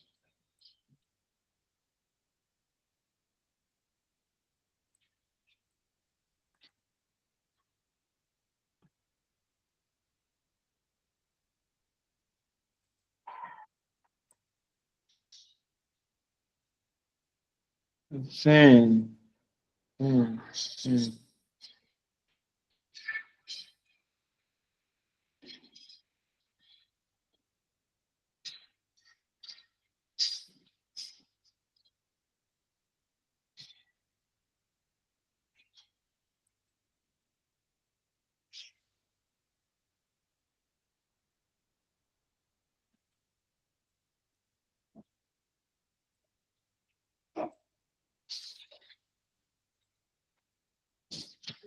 so as an last week, we are trying to look at some questions that we could answer from these data sets. And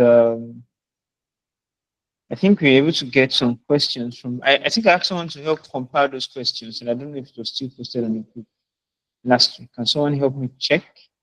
Although we have some questions on ground though, and that I'm trying to get.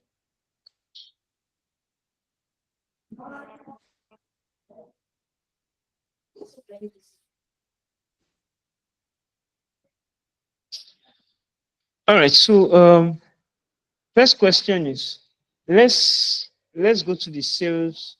We want to try to analyze the sales revenue and total sales per revenue, total sales or revenue generated per year, and which products generates the most revenue. So, which data sets can give us that statement?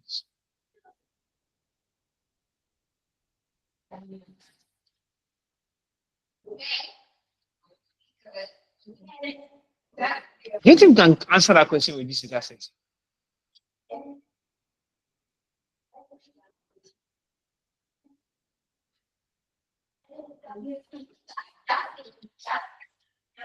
Yeah, what's the question? So trying to say, okay, what's the total revenue per year, and which product or category generates the most revenue? Which of these two questions can we answer with this data set?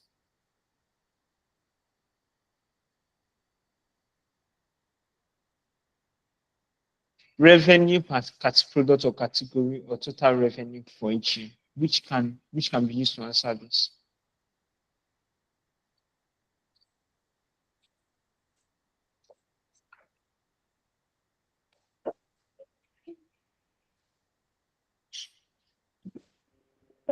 Come again. I think it's the profit and loss statement. So we can see the revenue that we've been able to get, like from the profit and loss statement, I guess. Or So let me try an open question. To someone who understands the data set, let me just ask. Let me ask someone who has not spoken in this call.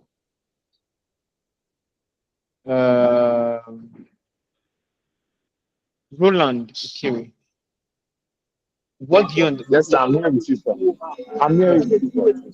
looking at this data set, what kind of data set do you think this is? From all we've been doing. What kind of data set do you think this is?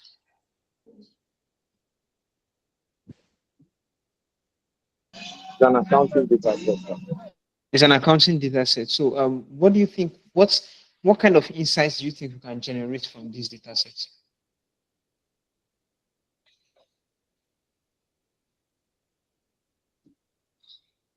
So I'm throwing these questions to everybody based on what we've been doing, based on the understanding we have of this data set. If you study the data set, you notice that it's about trying to, as an organization, trying to balance what they've lost, what they've gained, what their operating expenses, what they are doing their balance sheet, right? And so, what do you think? What kind of insights can be generated from this data set?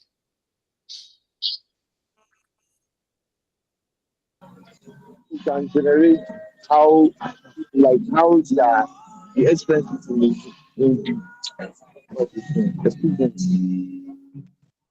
I didn't get that. Come again.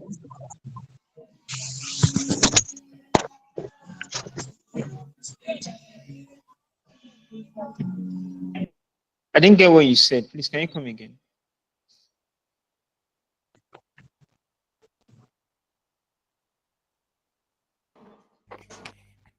You mentioned them generating their expenses against their revenue and things like that.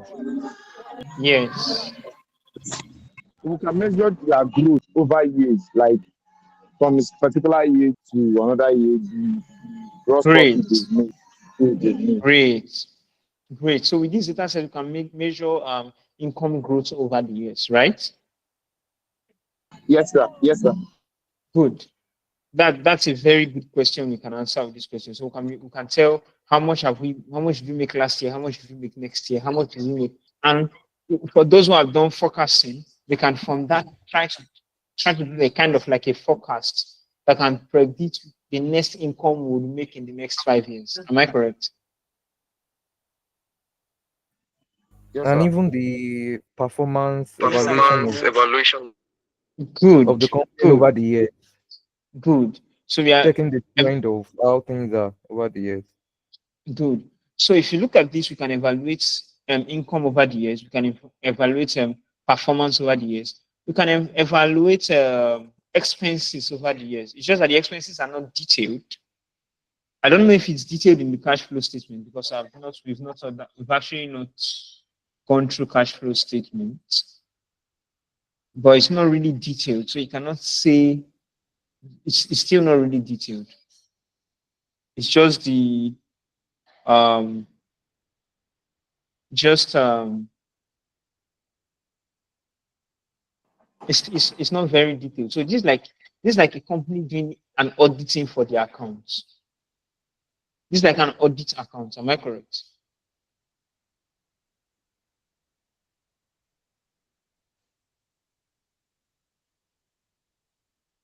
Can someone please answer me if I'm correct? Yes. It looks like Yes, an sir. You auditor are. trying Looks more like to an check. audit account, right? Yeah, So with an audit account, we are trying to say, okay, this is how much we've grown over the years. This is how much we can grow in the following years. These are our expenses. These are the inventories we have. We can calculate all our assets. We can calculate how our assets are increasing or depreciating over the years, actually. yes. Okay, so great. So in line with all of these ideas we've gotten, can someone just so we have like 3 questions we want to answer now with this data set. We want to find out our performance over the years, uh income growth over the years, right? Performance over years. So performance and income growth, I think they're almost the same thing, because performance and income growth, I think they are same, because your performance is actually how your income grows. We can calculate our revenues, we can calculate our assets. So per year, we can calculate what gives us much more income. Is it our assets that gives us income? Is it our profits that gives us income? Is it our liquid assets that gives us income? Is it our current fiscal assets that gives us income? Or is it our intangible assets that gives us more income? And evaluate that over the years, right? Yeah. And you can evaluate that over the years. So here's what we'll do. So we have like 3 questions we can answer. 1, our performance over the years. 2, income generated per year per category. So that's per category of assets, and per category of assets. And we are also talking about what else? What else?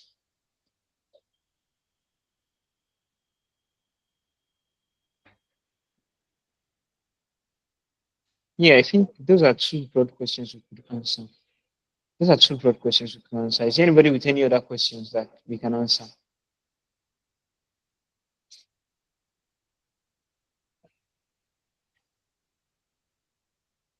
Is there anybody with any other question we can answer from this data set?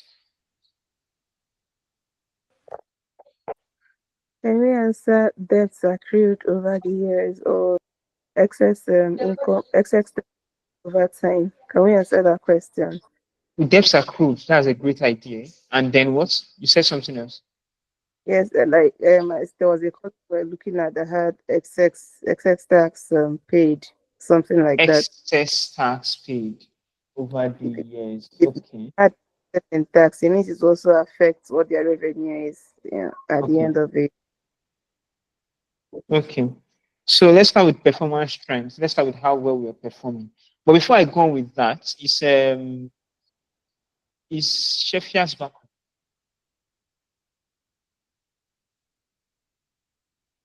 Is Shefiat back on the call? Shefiat, Yes, are I'm you here? here. Yes, I'm Okay, here. so are you guys done? Yes, we are. Or I am on my own end. I don't know if the other guy is there. You guys work together. Yes, we did. We already I've suggested him that I want to rename the column, but I think he is renaming it and then he can just send in the ship alone later. But I don't know what you will like, so we're waiting to hear from you. Is he still on this call? I don't know. We'll have to ask him. Let me check him in the Discord when we're chatting. Hello, can you guys hear me? I will Yeah, I try can and hear you. send it to the Discord the platform right now. So I think I'm almost done with everything. So we will work from where I am currently. So I'm almost done with everything. Does your okay, don't worry, just send your sheet, send your completed sheet so that I'll just copy this sheet and update on the other sheet and work with it. so that I can start generating insights from this data set. I'm waiting for that. So we are trying to analyze performance trends over the years. We have the profit and loss statement, we have the balance sheet, we have the cash flow statement. Which are we most likely to use to answer this question?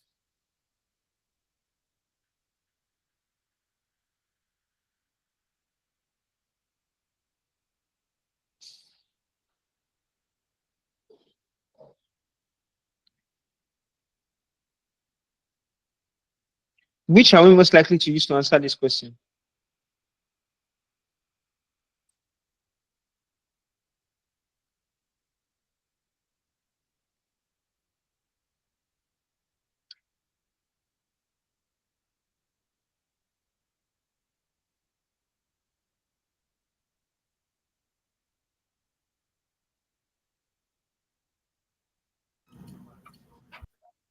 Nobody's responding. I think the main aim of any business is to make profits. So if your business is not making profit, there is no performance there. Yeah, good. So we know that we want to analyze performance. We have the balance sheet.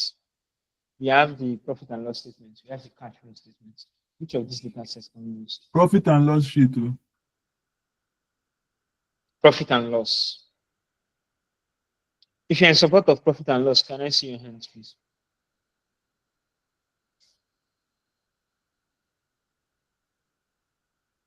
Okay. So why can't we? Okay, so is there anybody who thinks we can use balance sheets?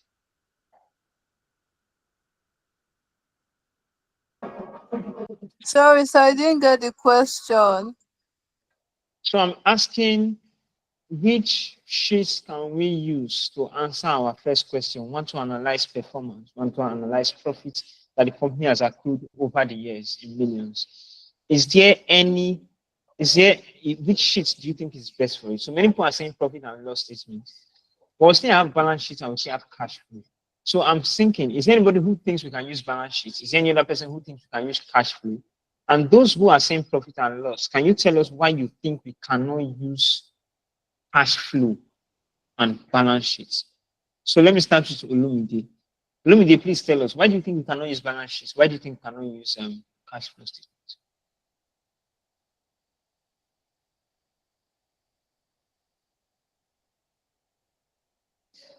Olumide, are you on this call?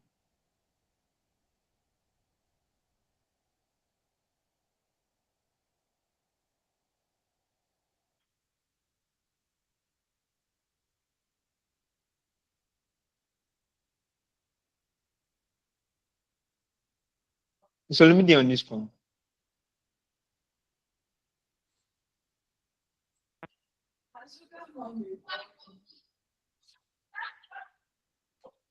Okay, so second person hand was raised. Sheyi's hand is raised. Who else? Okay, you have audio issues. Okay, so maybe you should just type it in the chat. Emmanuel, okay, your hand was raised before Sheyi. So Emmanuel, say Olumide, yeah, you can hear me. If you can hear me, type on the comment section why you think we cannot use any other sheet apart from profit and loss. Emmanuel, please let us know. What do you think? What do you think we can use and why do you think we can use it?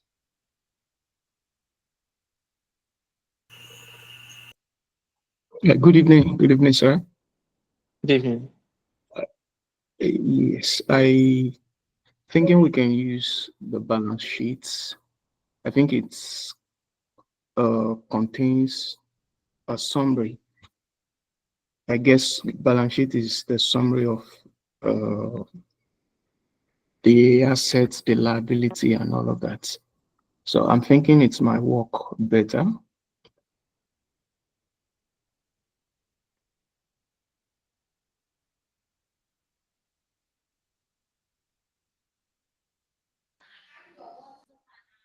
Okay, Sheyi, your hand was raised. Which you want to tell us which we can use?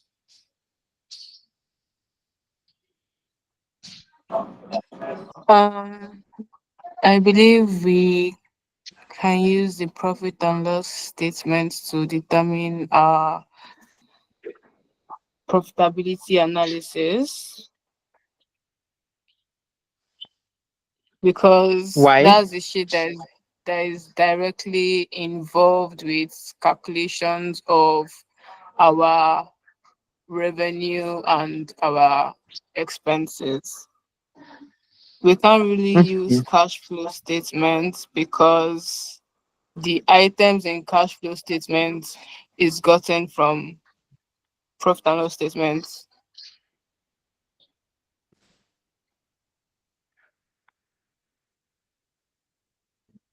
Okay.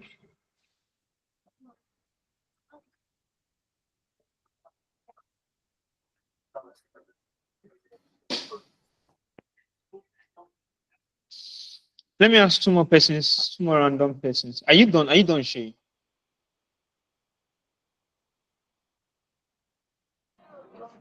Yeah, no, because as I said, cash flow statement, we can't use cash flow statement because majority of the items were gotten from the profit and loss statement or the balance sheet, and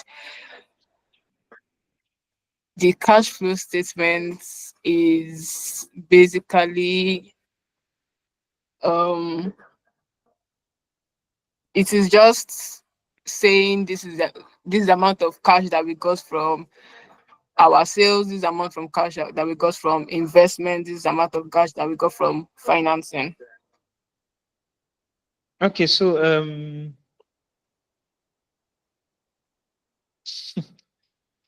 okay, so Chinenyenwa's hand is up.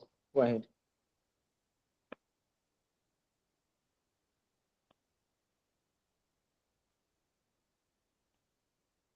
Chinenyenwa, can hear you. Okay. I just think the profit and loss statement is more comprehensive and it can show profitability, while the cash flow wouldn't be very comprehensive, since whatever data we have there is what was picked from the profit and loss. Okay. Solomon. It just tracks a movement of cash in and out of the business. So it doesn't really tell us if it's a revenue, if it's an expense. Okay. Okay. Solomon. Let's see. Okay. Good evening, sir. Since you are looking at the performance of the company over the years, to me, I would think a profit and loss statement would be better so that we can predict the profits that might be expected in the next few years or the loss that might occur. Okay. The profit and loss statement. Okay. Okay. All right. Thank you. No, go on. Go on. Okay, I just wanted to repeat, just like she said, the cash flow statement, just like the statement of the cash flow, just the in and out, the expenses and the revenue gotten. But the profit and loss gives the summary of everything for the whole year. So, since we want to predict, want to use forecasting, I think profit and loss will go a long way. All right. Thank you. So let's get started. Let's go to the profit and loss statement. So what's the first step we take? What's the first step?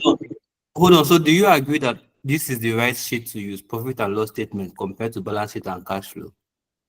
So my agreeing or not agreeing is not actually the solution to the problem. It's when we try it, if it works out fine, we get what we want, then we can say, okay, yeah, that's what we want. That works out right? So I'm not going to say yes to whether it's right or yes to whether it's wrong. Actually, from what you're saying, it makes sense that we should use profit and loss. But let's see, let's look at the data as profit and loss and try working with it. If we are able to get what we want, then we can say, okay, yes, profit and loss is more accurate. Okay, thank you. Yes, so let's get started. How do we get started? How do we, yes, so we have net operating revenue. Net operating revenue, is this profit or loss?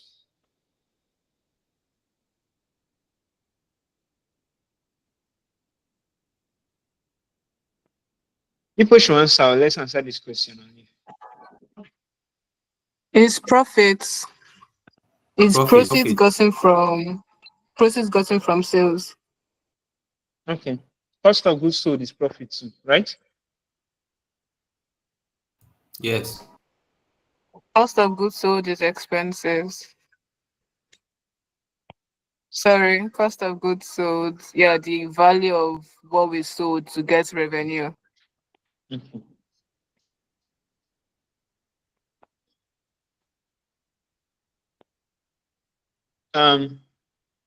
So I want us to look at this whole sheet in a glance.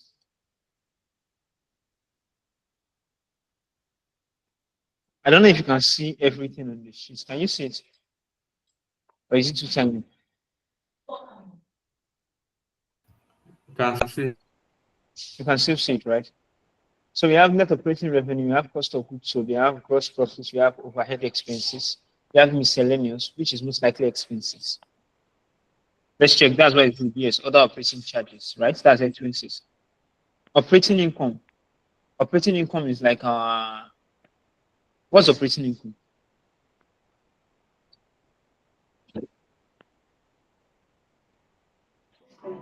Operating income is gross profit minus the expenses. Gross profit minus the overhead expenses. Yeah, so quickly let's look at this. Let's look at this original data set. I think it will help us understand that first part again very well. So we have gross profit. We have gross profit, selling and administrative charges, operating income. Operating income is actually kind of like the total of income, interest income minus plus interest expense minus equity income minus other income loss, right?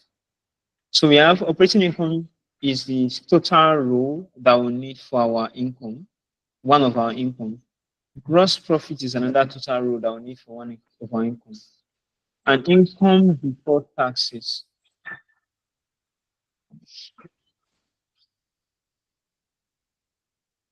Hold on. Hold on. Everything I'm seeing on this profit and loss statement is income. Just a few expenses. If I am right.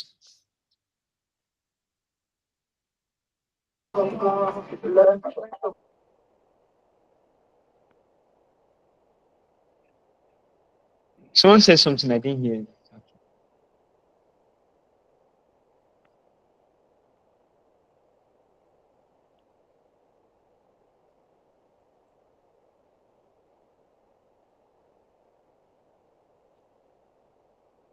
Someone said something, I didn't hear it actually. Okay, so if we want to do our income, okay, go ahead.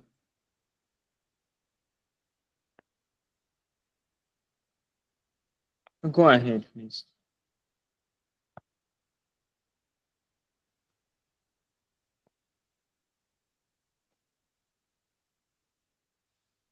Right on, sir. I think it was a mistake. Okay, so if we want to calculate our income,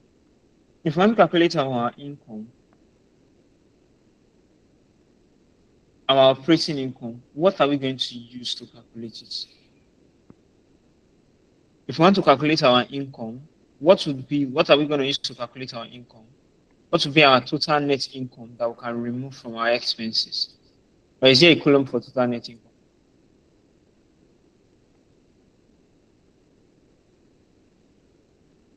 This is net profit. But let's see what we wrote in the comment section. Income attributed to share owners. So let me ask Sheyi now. Sheyi, with the idea of this net profit income attributed to share owners, will we say it's a summary of everything on this data set, on this actual sheet? Sorry, sir. Repeat yourself. Income attributed to share owners that we renamed as net profit. Will we say it's a summary of every other income minus the operating expenses? Yes. Yes. Is there a way we can find out how it was calculated?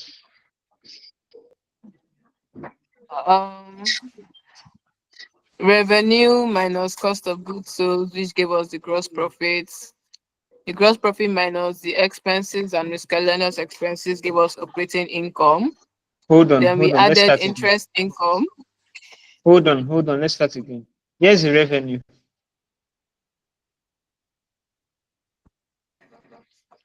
Yes, the revenue. The net operating revenue is the revenue. Net operating revenue. Right? Okay. Revenue In minus the column cost C. of Yes. minus the cost of goods sold. Yes. Give us the gross profit.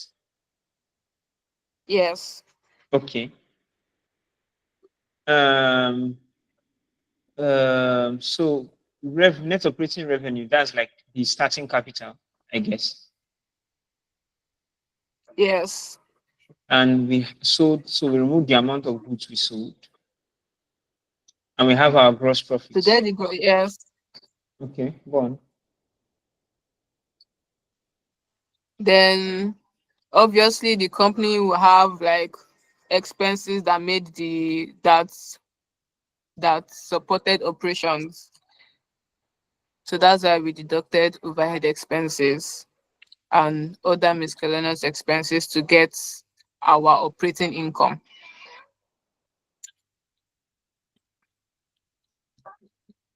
Okay, let me repeat what you just said again. Net operating revenue minus cost of goods sold give us gross profits.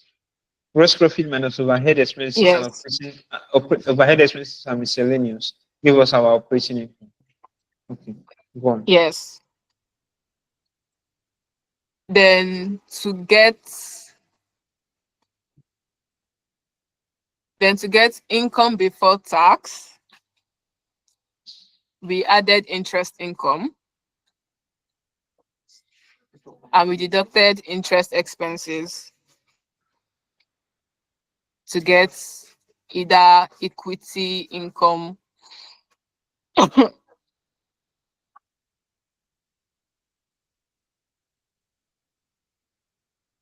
Hello, sir, can you hear me? I can hear you. I'm waiting for you to land. Okay. So to get our taxable income, we added interest income, we deducted interest expenses, we added equity income, but if there's a loss, we deduct it, and we added other income. And if there's a loss, we we deduct deduct it. it. Yes. Okay, so that's how we had the pre-tax income. Yes. And so we remove the income taxes from the pre-tax income to give us our net income. Yes. Okay, we are still going. Then we have non-controlling interest. Did we add that to our net income? No, we deducted it. We deducted it. Okay. Yes. Operating net income. We deducted it too.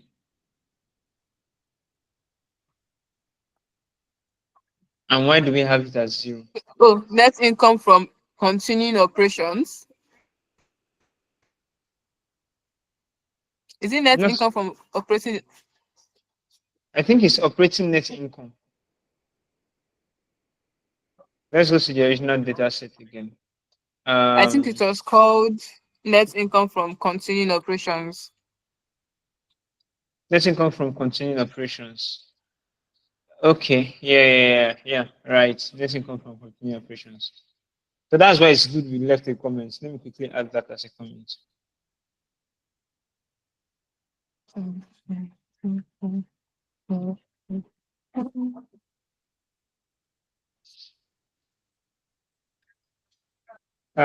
So let's add a comment here.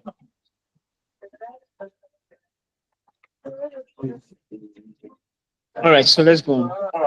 Income from discontinued operations. So we subtracted net income. We subtracted it or we added it? Hey, did we subtract or we added? The income from discontinued operations Operations, yes. is not affecting our net income attributable to shareholders. Okay.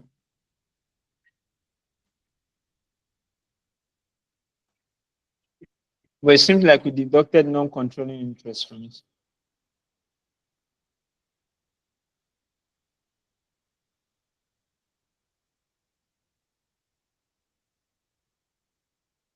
It seems like we deducted non-controlling interest from it. Yes, we did. So we can say that the net profit is actually a sum of all our income. All our income. Yes. Maybe it should be a sum of sorry, maybe non-controlling interest plus income from discontinued operations will give us our total net income.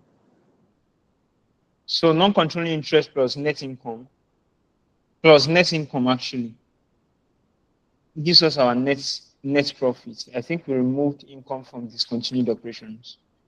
We added or removed, I guess. We added or removed, depends on what sign it had at the beginning. So this is our profit.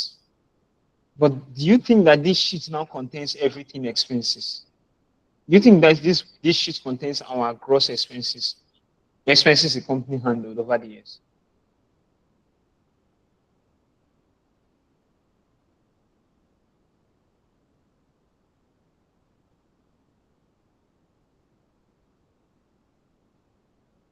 Can someone answer me, please? Yes, the sheet has our expenses. Okay. So we can say that this is actually the value we are looking for. We may not need to do any other calculations that's already been done. All we just need to do now is visualize this against the year. Am I correct?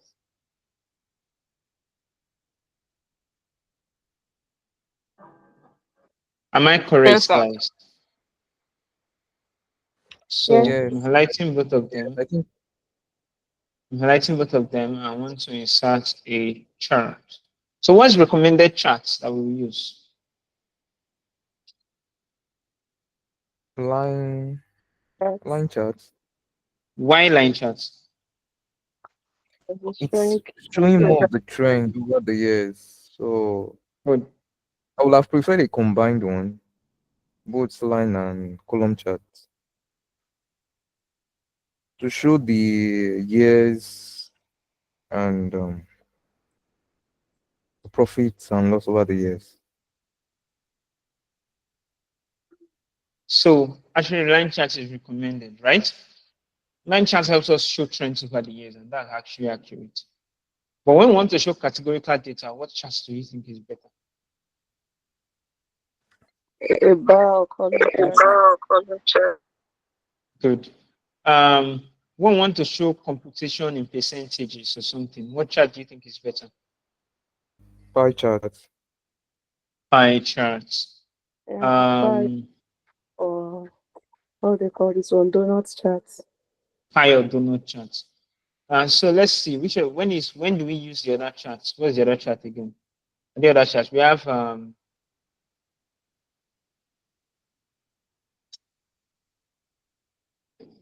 so we have, let's check our charts. You have the There's line one that charts. shows outliers like this. I've forgotten the name. As a scattered plot. Scatter plot. Yes, when do we use scatter plot? Plot. Yeah.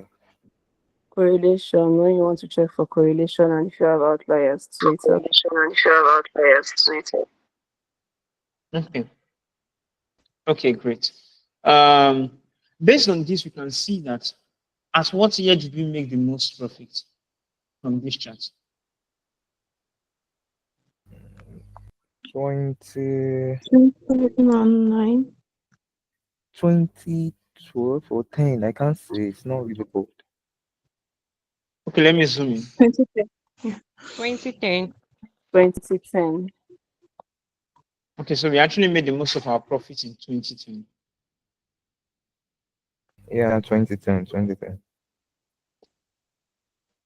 So we learned forecasting. So let's do a puzzle. So if I want to use this chart now to forecast our profit in the next maybe 5 years based on this data, what do we do?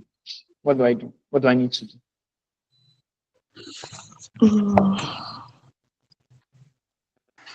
You go to data. I go to data. Then you see Forecast sheet. So am I going to use the table? So I'm going to use the chart.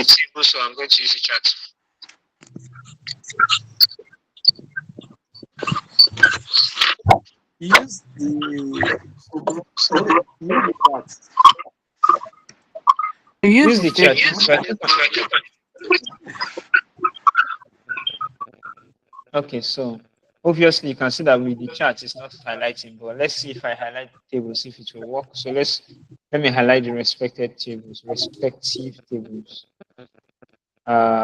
Base and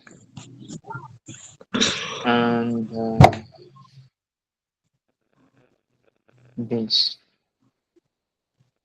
So let's say forecast sheet. What if analysis? Okay. Let's do a forecast sheet.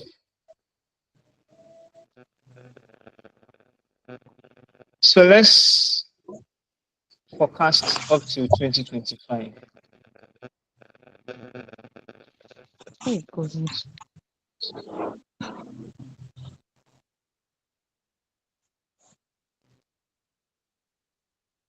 So what does this forecast sheet tell us?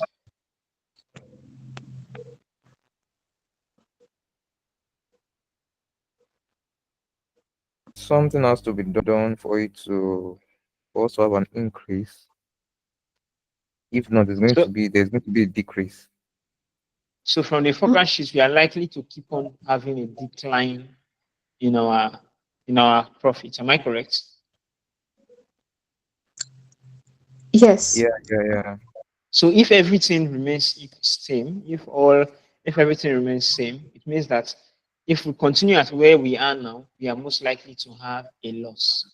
In fact, at worst case scenario, we can go down to losing over $10 billion, because actually this 10,000 is actually in millions. So just multiplied by 1 million.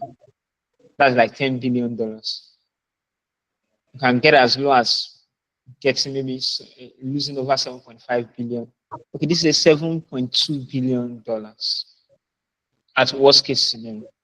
Or we can come here and our profits drop so low to $788 million dollars.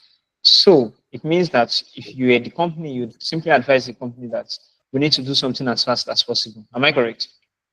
We need to do something as fast as possible to ensure that we make more profits. Because if we continue the way we are going, we'll keep on making losses. So now, having seen this, what is the problem? I want to find out, okay, what's the problem? We've seen that, okay, from predictions, if we continue the way we are from our profit and loss statements, we may end up making more losses. So what do you think we can do? What's the way forward? What do you think we can do? We should start looking at, okay, what's the cause of the decline, right? Want to find out the cause of the decline. What is causing our decline? So on what sheets do you think would tell us what is causing our decline?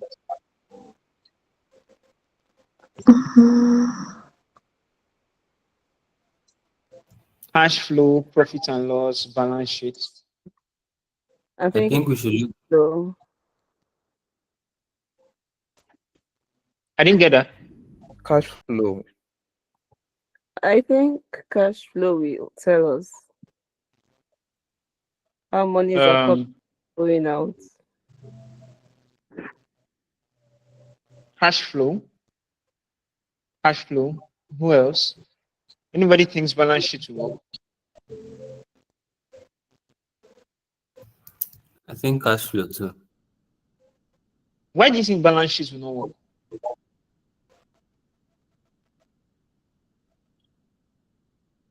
Balance sheet contains all that was spent and all that was gained. and probably the amount that was also invested into it. So it should be cash flow. Cash flow involves basically it is more streamlined towards that that aspect. Okay. Check what we spend our money on and what is costing us money. Yes. So, in my own opinion, just a little addition to what you've said, because cash balance sheet has things like assets involved, especially tangible assets, right? And investments. It may not be accurate for calculating um, our causes of expenses or what causes our drop in expenses. Because if we want to work with the balance sheet, we'll be having a decline. It may not have an accurate figure, so cash flow statement may actually be the best. So now I want to find out what is the cause, what is causing our decline, and let's go to our cash flow statement. So let me quickly ask this guys if our cash flow is ready. Shefiat, is our cash flow ready? And this other guy, what's his name? I can't pronounce that your name. You have to help me. Please ensure you fill your attendance form. It's been sent here.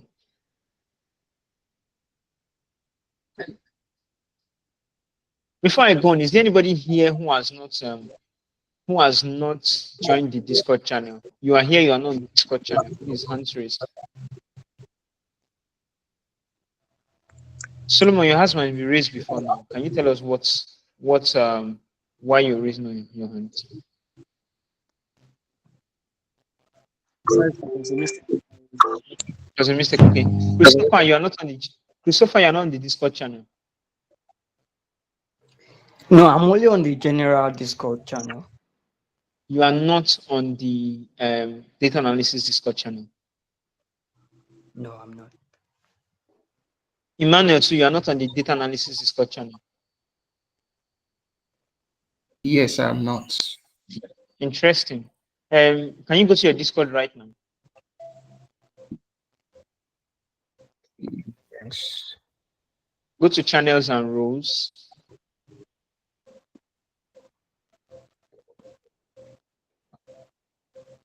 Okay, thank you. Thank you. I think you should unmute and teach us how to pronounce your name. Lanasiwaju. Okay, Lanasiwaju. Okay, thank you. Yes. All right, thank you. Yes, so back to Emmanuel and Adebi. Are you at channels and rules? Are you at channels and rules already?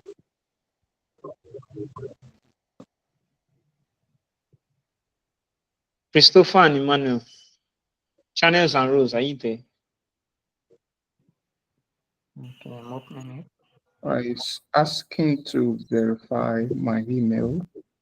Okay, verify your email. Christopher, where are you?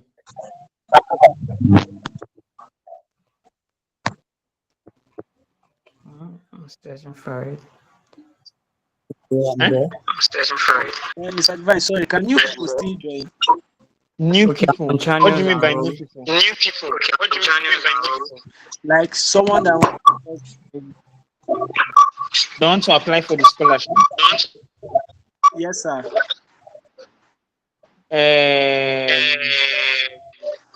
The person will have to wait for the next cohort. Okay.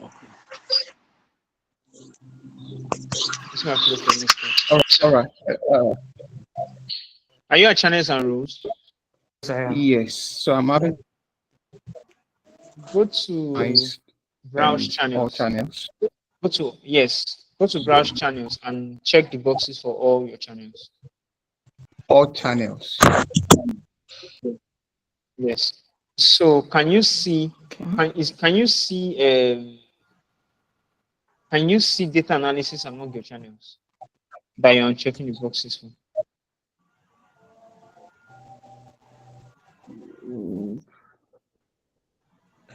It's fine, please. I'll just let you know because normally it should start by 4. It usually starts by 4. But Foba, you are not muted. Oh. No. Okay, so it means you've not selected your track. So go to choose my track. Choose your track.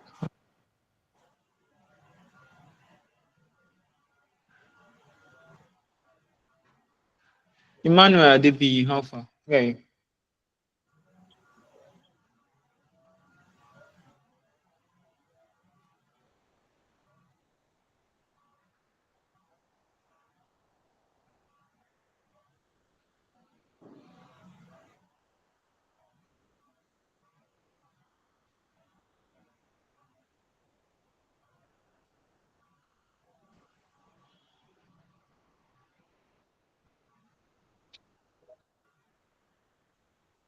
Adebi Emmanuel, can you hear me? Where are you? All right, so I didn't see, I'm in Honda Hall channels, but I didn't see data analysis. Data analysis. So it means that you've not selected your track. So go to choose your track. So I go back to choose your track.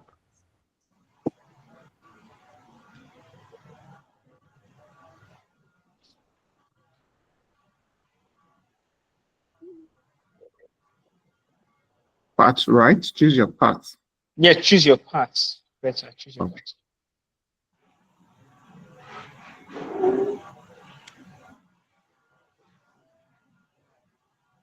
Okay. Are both of you at choose your path? Yeah, I've clicked on it. Yeah, so you choose the first one, that's data analysis. Just click on the emoji attached to data analysis. That's the one that has kind of a bar chart or something.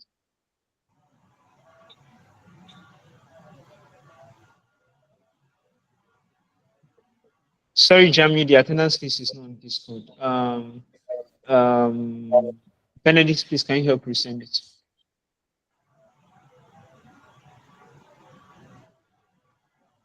What should be the topic? Just save analyzing a data set or something, working on a project, anything you want to call it. Thank you, Benedict. You have shared it again. Please ensure you fill your attendance. Don't leave here without filling your attendance. So the box was checked. Okay. But it didn't open up anything. Just you've checked the box, right? Go back to your check your list of channels if you see anything like data analysis.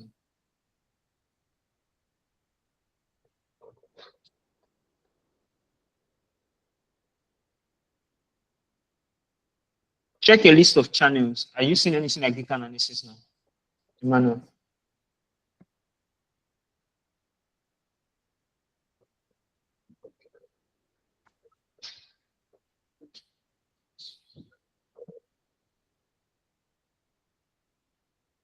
Christopher, where are you, please? Let us know so that we can complete our work. Quickly. Okay, choose your path. Data camp career track selection. Yes, so you choose data analysis. That's the first one, the one with the bar charts. Click the bar charts. All right.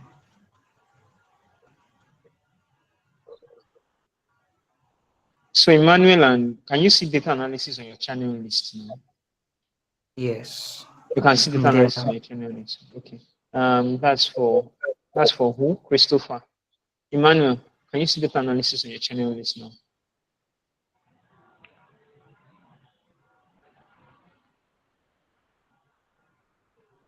Finally.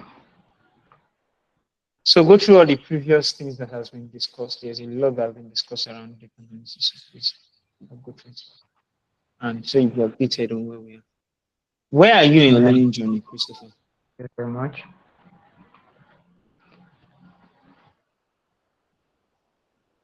Okay, for me, I actually haven't been following up with the arrangement. So I was doing SQL. I was on SQL track before. But I've actually gone back to Excel now. I'll just try to hasten up. Okay, better. Emmanuel, please can you let us know where you want to continue? All right, so we can continue. I'll follow what you've said to join the I don't know what's wrong. It's not. You can't see data analysis. Yes. On your list of channels. And you're on AI Community Africa, right? Yes, I am. Beside the AI Community Africa, you see a kind of like a small toggle down button. Can you click on that button, like a setting kind of?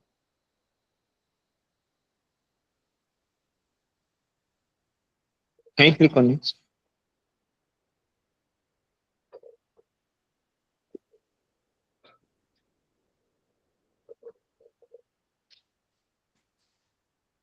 Are you signed in? Are you using your phone right now? Is it your phone you're using to do that right now? Yes. Can you share your screen?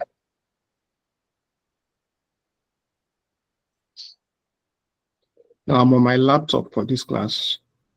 Okay, so but you're trying to join Discord with your phone. Yes. Okay.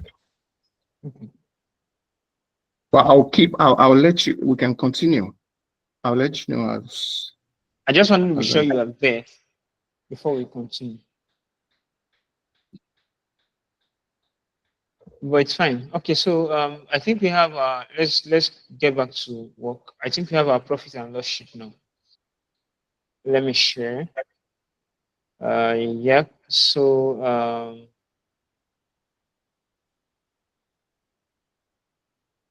so these are profit and loss statement, cash flow statement, sorry, as worked on by our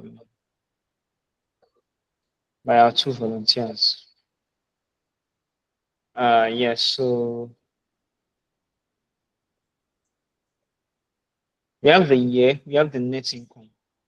So now this net income, let's compare if it's the same thing, the same net income we have from profit and loss. Yes, it's the same net income we have from profit and loss, 6.824. Okay, no, it's not. It's not. 11.837. So I guess they use this net income, not this net profit. So they actually use this net income, 6.906 billion. Yeah. 11.837, 8.646, 9.86, 8.626. Okay, I think with these ones we can say, okay, yeah. So now from our profit and loss, we calculated depreciation. We calculated depreciation. Then income or loss from discontinued operations. We have a loss from discontinued operations. Okay, so I think that was also in the, yeah, so they brought down this income from discontinued operations. Okay.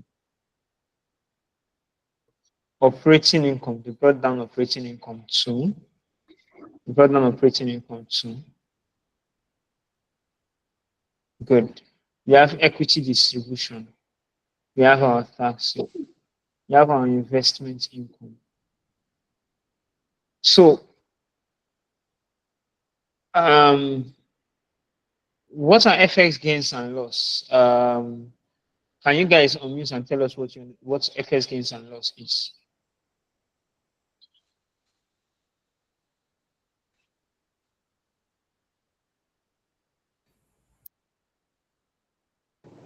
I think FX gains and losses changes in your in the financial market now. That's the foreign exchange loss or Foreign gain exchange gains for and each, loss. yeah, for each transactions or for those periods. For those periods, okay.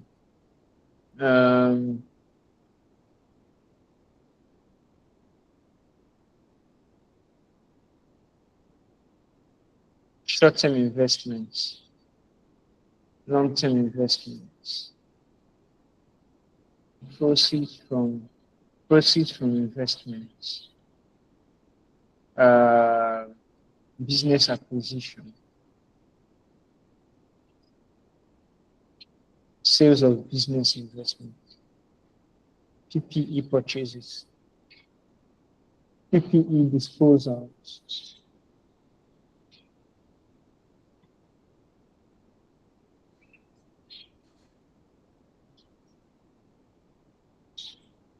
So who can tell me why PP purchases has a minus sign and PP disposals has a plus sign?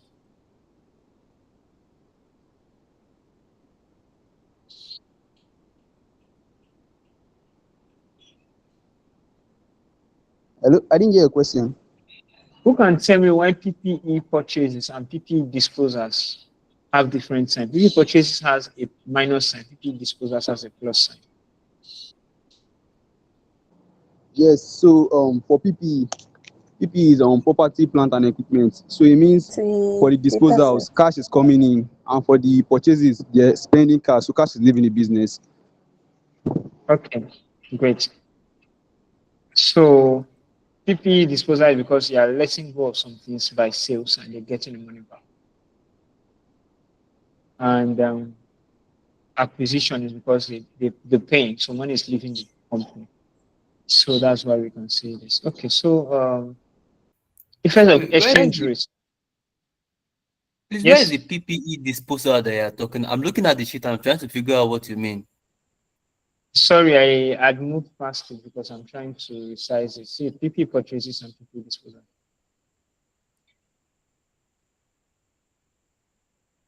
Can you see? Can you see? No, it hasn't moved. It's still. I'm still saying from B to I. Interesting. I'm on from Q to S. Is it? Can any other person see my sheet from Q to X?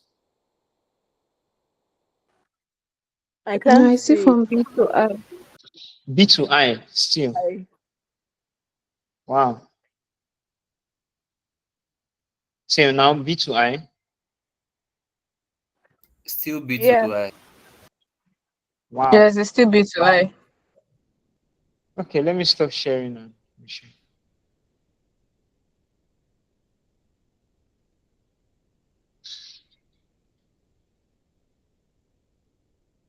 Wow.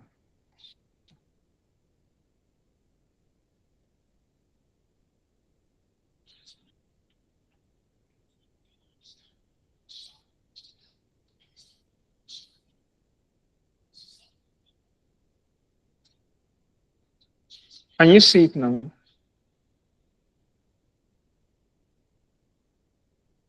What can you see? B to I, right? You're not sharing your screen. I'm not sharing my screen.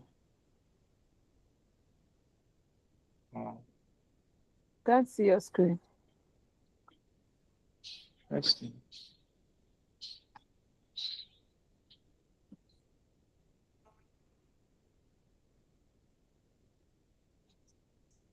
Can you see it now?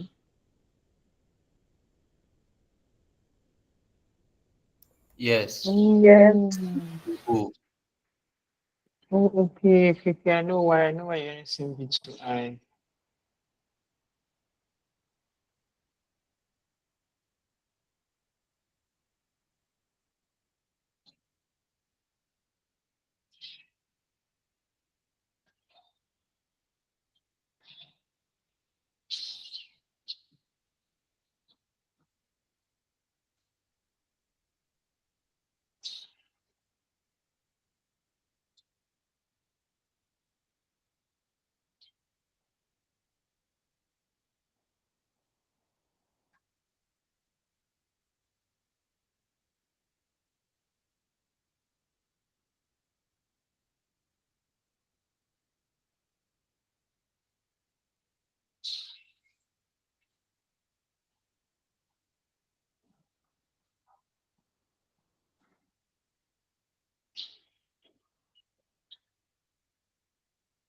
So can you see the 50 disposals now, the 50 purchase?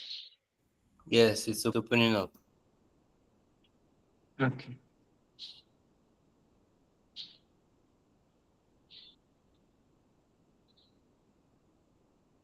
Nice.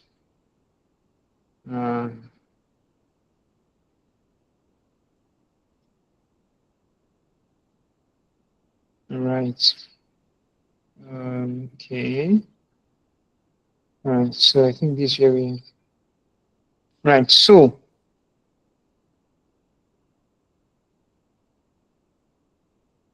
we have net income, we have depreciation, we have loss from discontinued operation, income and loss from discontinued operations.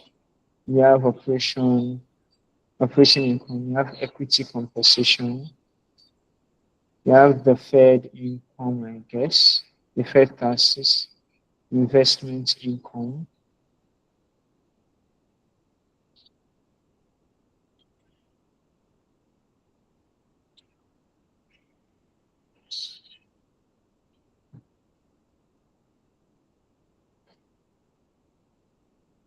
Right. So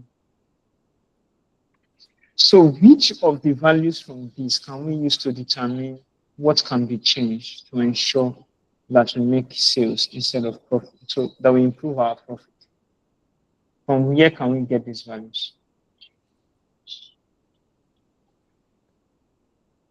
So let me just go through what we have here, the whole data set on this sheet, one after the other, and you tell us, if you want to tell us, okay, where can we get the data we need to solve the problem we are trying to solve?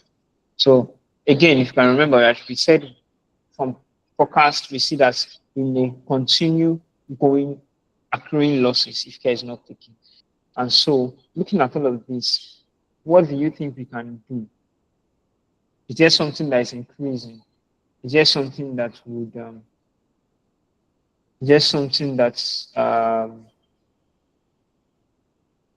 would at best be there's something that is increasing? Is there something we can control? Are there expenses we can control that will help our sales?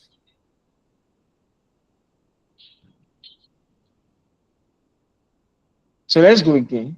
So these are operating activities. Operating activities has to do with depreciation, equity, deferred taxes, investment income, foreign exchange gain or loss, loss on disposal, other business gain, operating charges, miscellaneous expenses, change in working capital, and net cash flow from operating operations. Then we'll move to investment. We have investment activities. These are the investment activities we need from, and everything on investment is containing minus because we are dealing with cash flow. So this is how money lives. So through investment, money lives. So long-term investment, we're making long-term investment to see the business acquisition and the rest of it. Then next, we are looking at financing activities. So borrowing, income came from borrowing. That's why you see it's a positive figure. Debt repayment, income left. That's why it's a negative figure.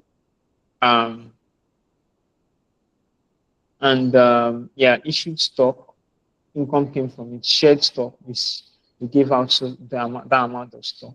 And dividend payment, we paid dividends. So that's how money left the organization. Other financing activities, net cash flow. So net cash flow, after other financing activities, we see we have a lot of minus signs. Discontinued operations made our income increase a bit. But in the end, we had a lot of minus signs. So, yeah, looking at this document, who can tell us what step do we need to take to begin to predict what we need to do next? Quickly, as we round up.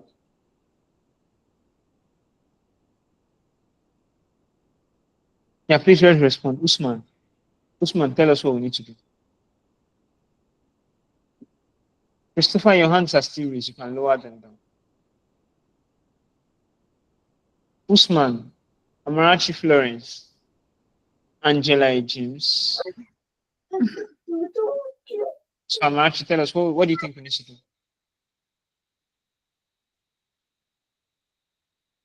Yeah, Amarachi, we're waiting for you. We need to calculate what do we need to know? How do we know what's causing our increase, our losses? What's causing our decrease in income? And so how do we know? We are trying to find out what the problem is. So we want to find out what is causing the loss. What particular expense is causing the loss?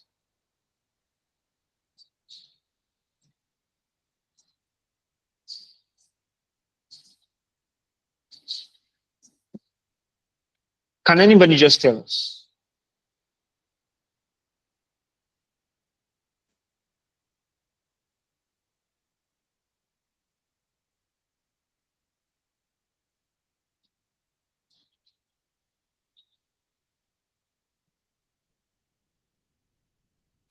Nobody's responding.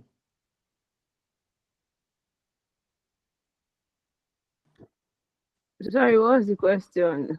I was lost for a bit. So this is the cash flow statement. Remember, we are trying to find out how to increase our income, right? Our net income is dropping drastically. I want to increase our income. So we are trying to find out, okay, what's causing the income depreciation? What's causing the reduce on income?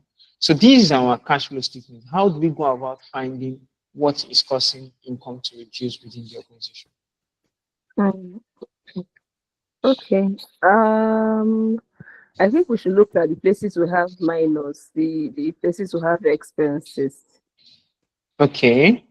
That can guide us. So let's go to where we have expenses that are taking our minus sign. We're looking at our long-term investments. One, we're looking at our taxes. Yeah, deferred taxes. Deferred taxes, sometimes we are owing, sometimes we are making progress. Yeah, depreciation. So I think the major expense so far, long-term investment, PPE purchases,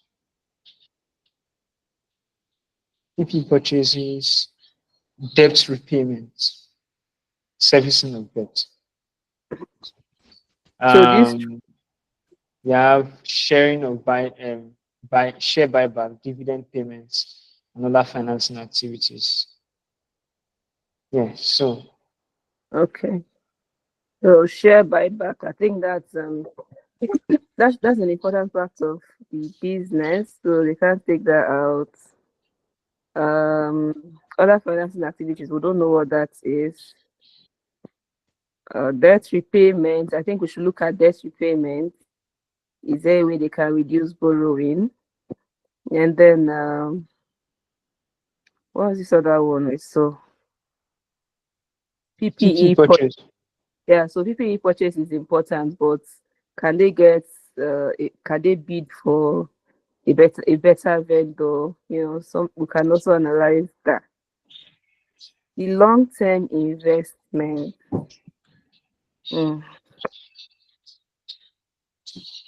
The purpose of investing is to get returns. I want to believe they would have, properly checked where they're up. I think we should look at PPE purchase and debt repayment. So as a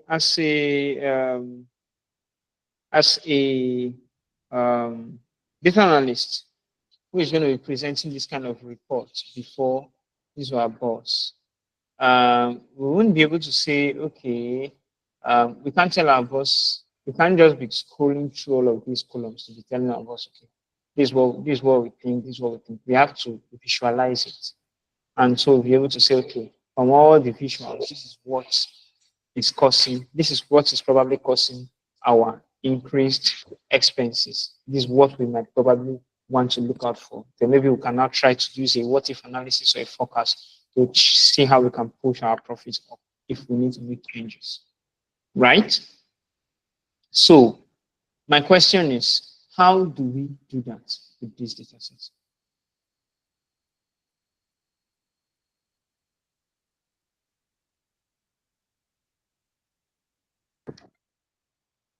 So same way we did for the visuals of the profit analysis, we can select the columns of interest and check over time how much they spent on those particular items over the years. I'm thinking maybe a combo chart can work. If we can do side by side, see how much. Okay, so yeah. You're suggesting a combo chart. So yeah, tell us how do you go about getting a combo chart?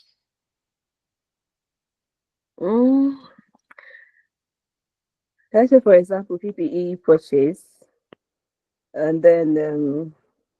So what chart are we actually going to use? Are we using a line chart, a bar chart, or what? I'm looking at a column chart and a line chart. That's for Why are you looking combo. at it? Why are you looking at a column on line chart? So that you can use it to identify more than one category, because I'm looking at we comparing PPE purchase and the profits or revenue, what we used in the last visualization, PPE Okay. purchase and the profits in that year. So that, let's say for example for 2020, now we're looking at how much PPE was purchased and how much profit was gotten, so that we see if there's any correlation between what was spent on this and the profit generated in that year. So that if we're looking at the highest profit points for a particular category, we're seeing if it has anything to do with how much they generated. For the years that they didn't spend so much, was their profits better? That can also give us some insight. Okay, This so is my you're trying to analyze, okay, the years we didn't do a lot of spendings, did we have more profits? Yeah, something like that. So the years we spent more, did we have more profit? Also, are we checking if our profit is yielding returns?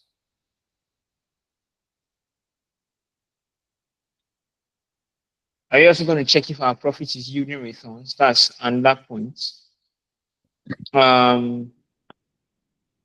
And then, if you look at the values from long-term investment to PPE purchases, the values are quite differ in huge amounts, and debt repayment. So I think it's only long-term investments and debt repayments that are close, but then debt repayment is still way higher than long-term investment. So do you think plotting all of them on one particular chart will work, comparing them to profit and loss statement? Comparing them to the...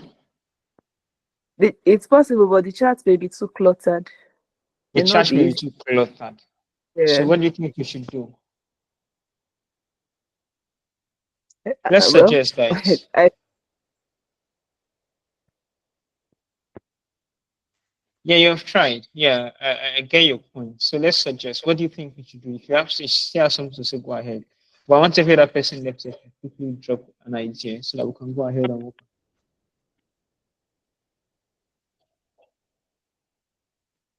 Miracle Ayo Daily.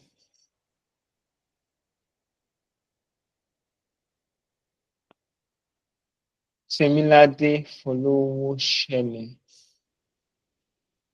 Shakiro.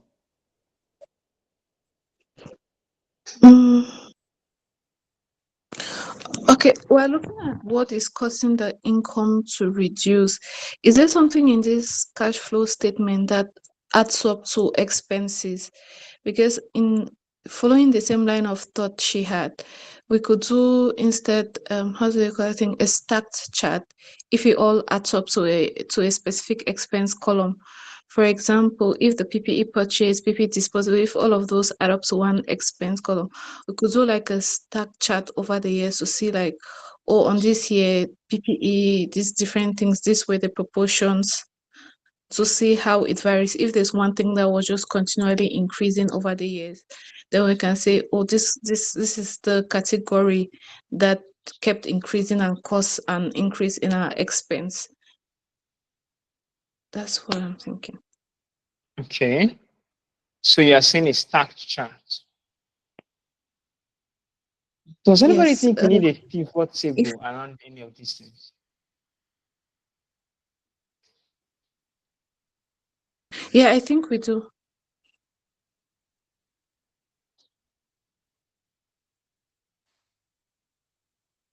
Now, another point I was going to ask is there a possibility of summing up all expenses from these profit and cash flow statements? Is there a way we can sum up all expenses, everything that has a minus, everything that has a negative value that's cost the business money? Is there a way we can create a column that sums that up?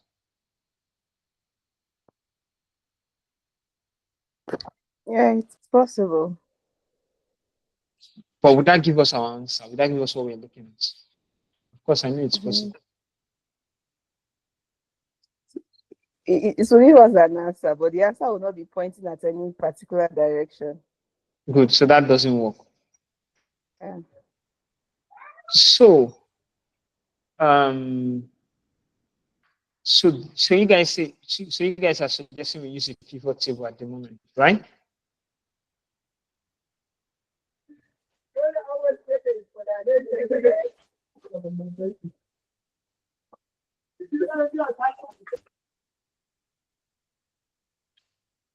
Who is giving me an answer?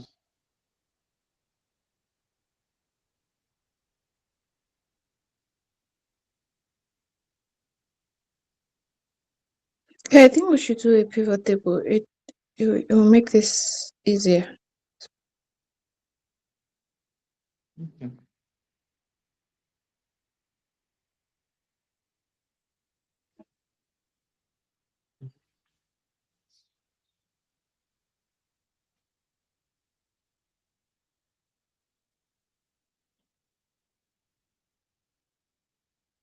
Okay, so yeah, these are pivot table. What's coming to our row column?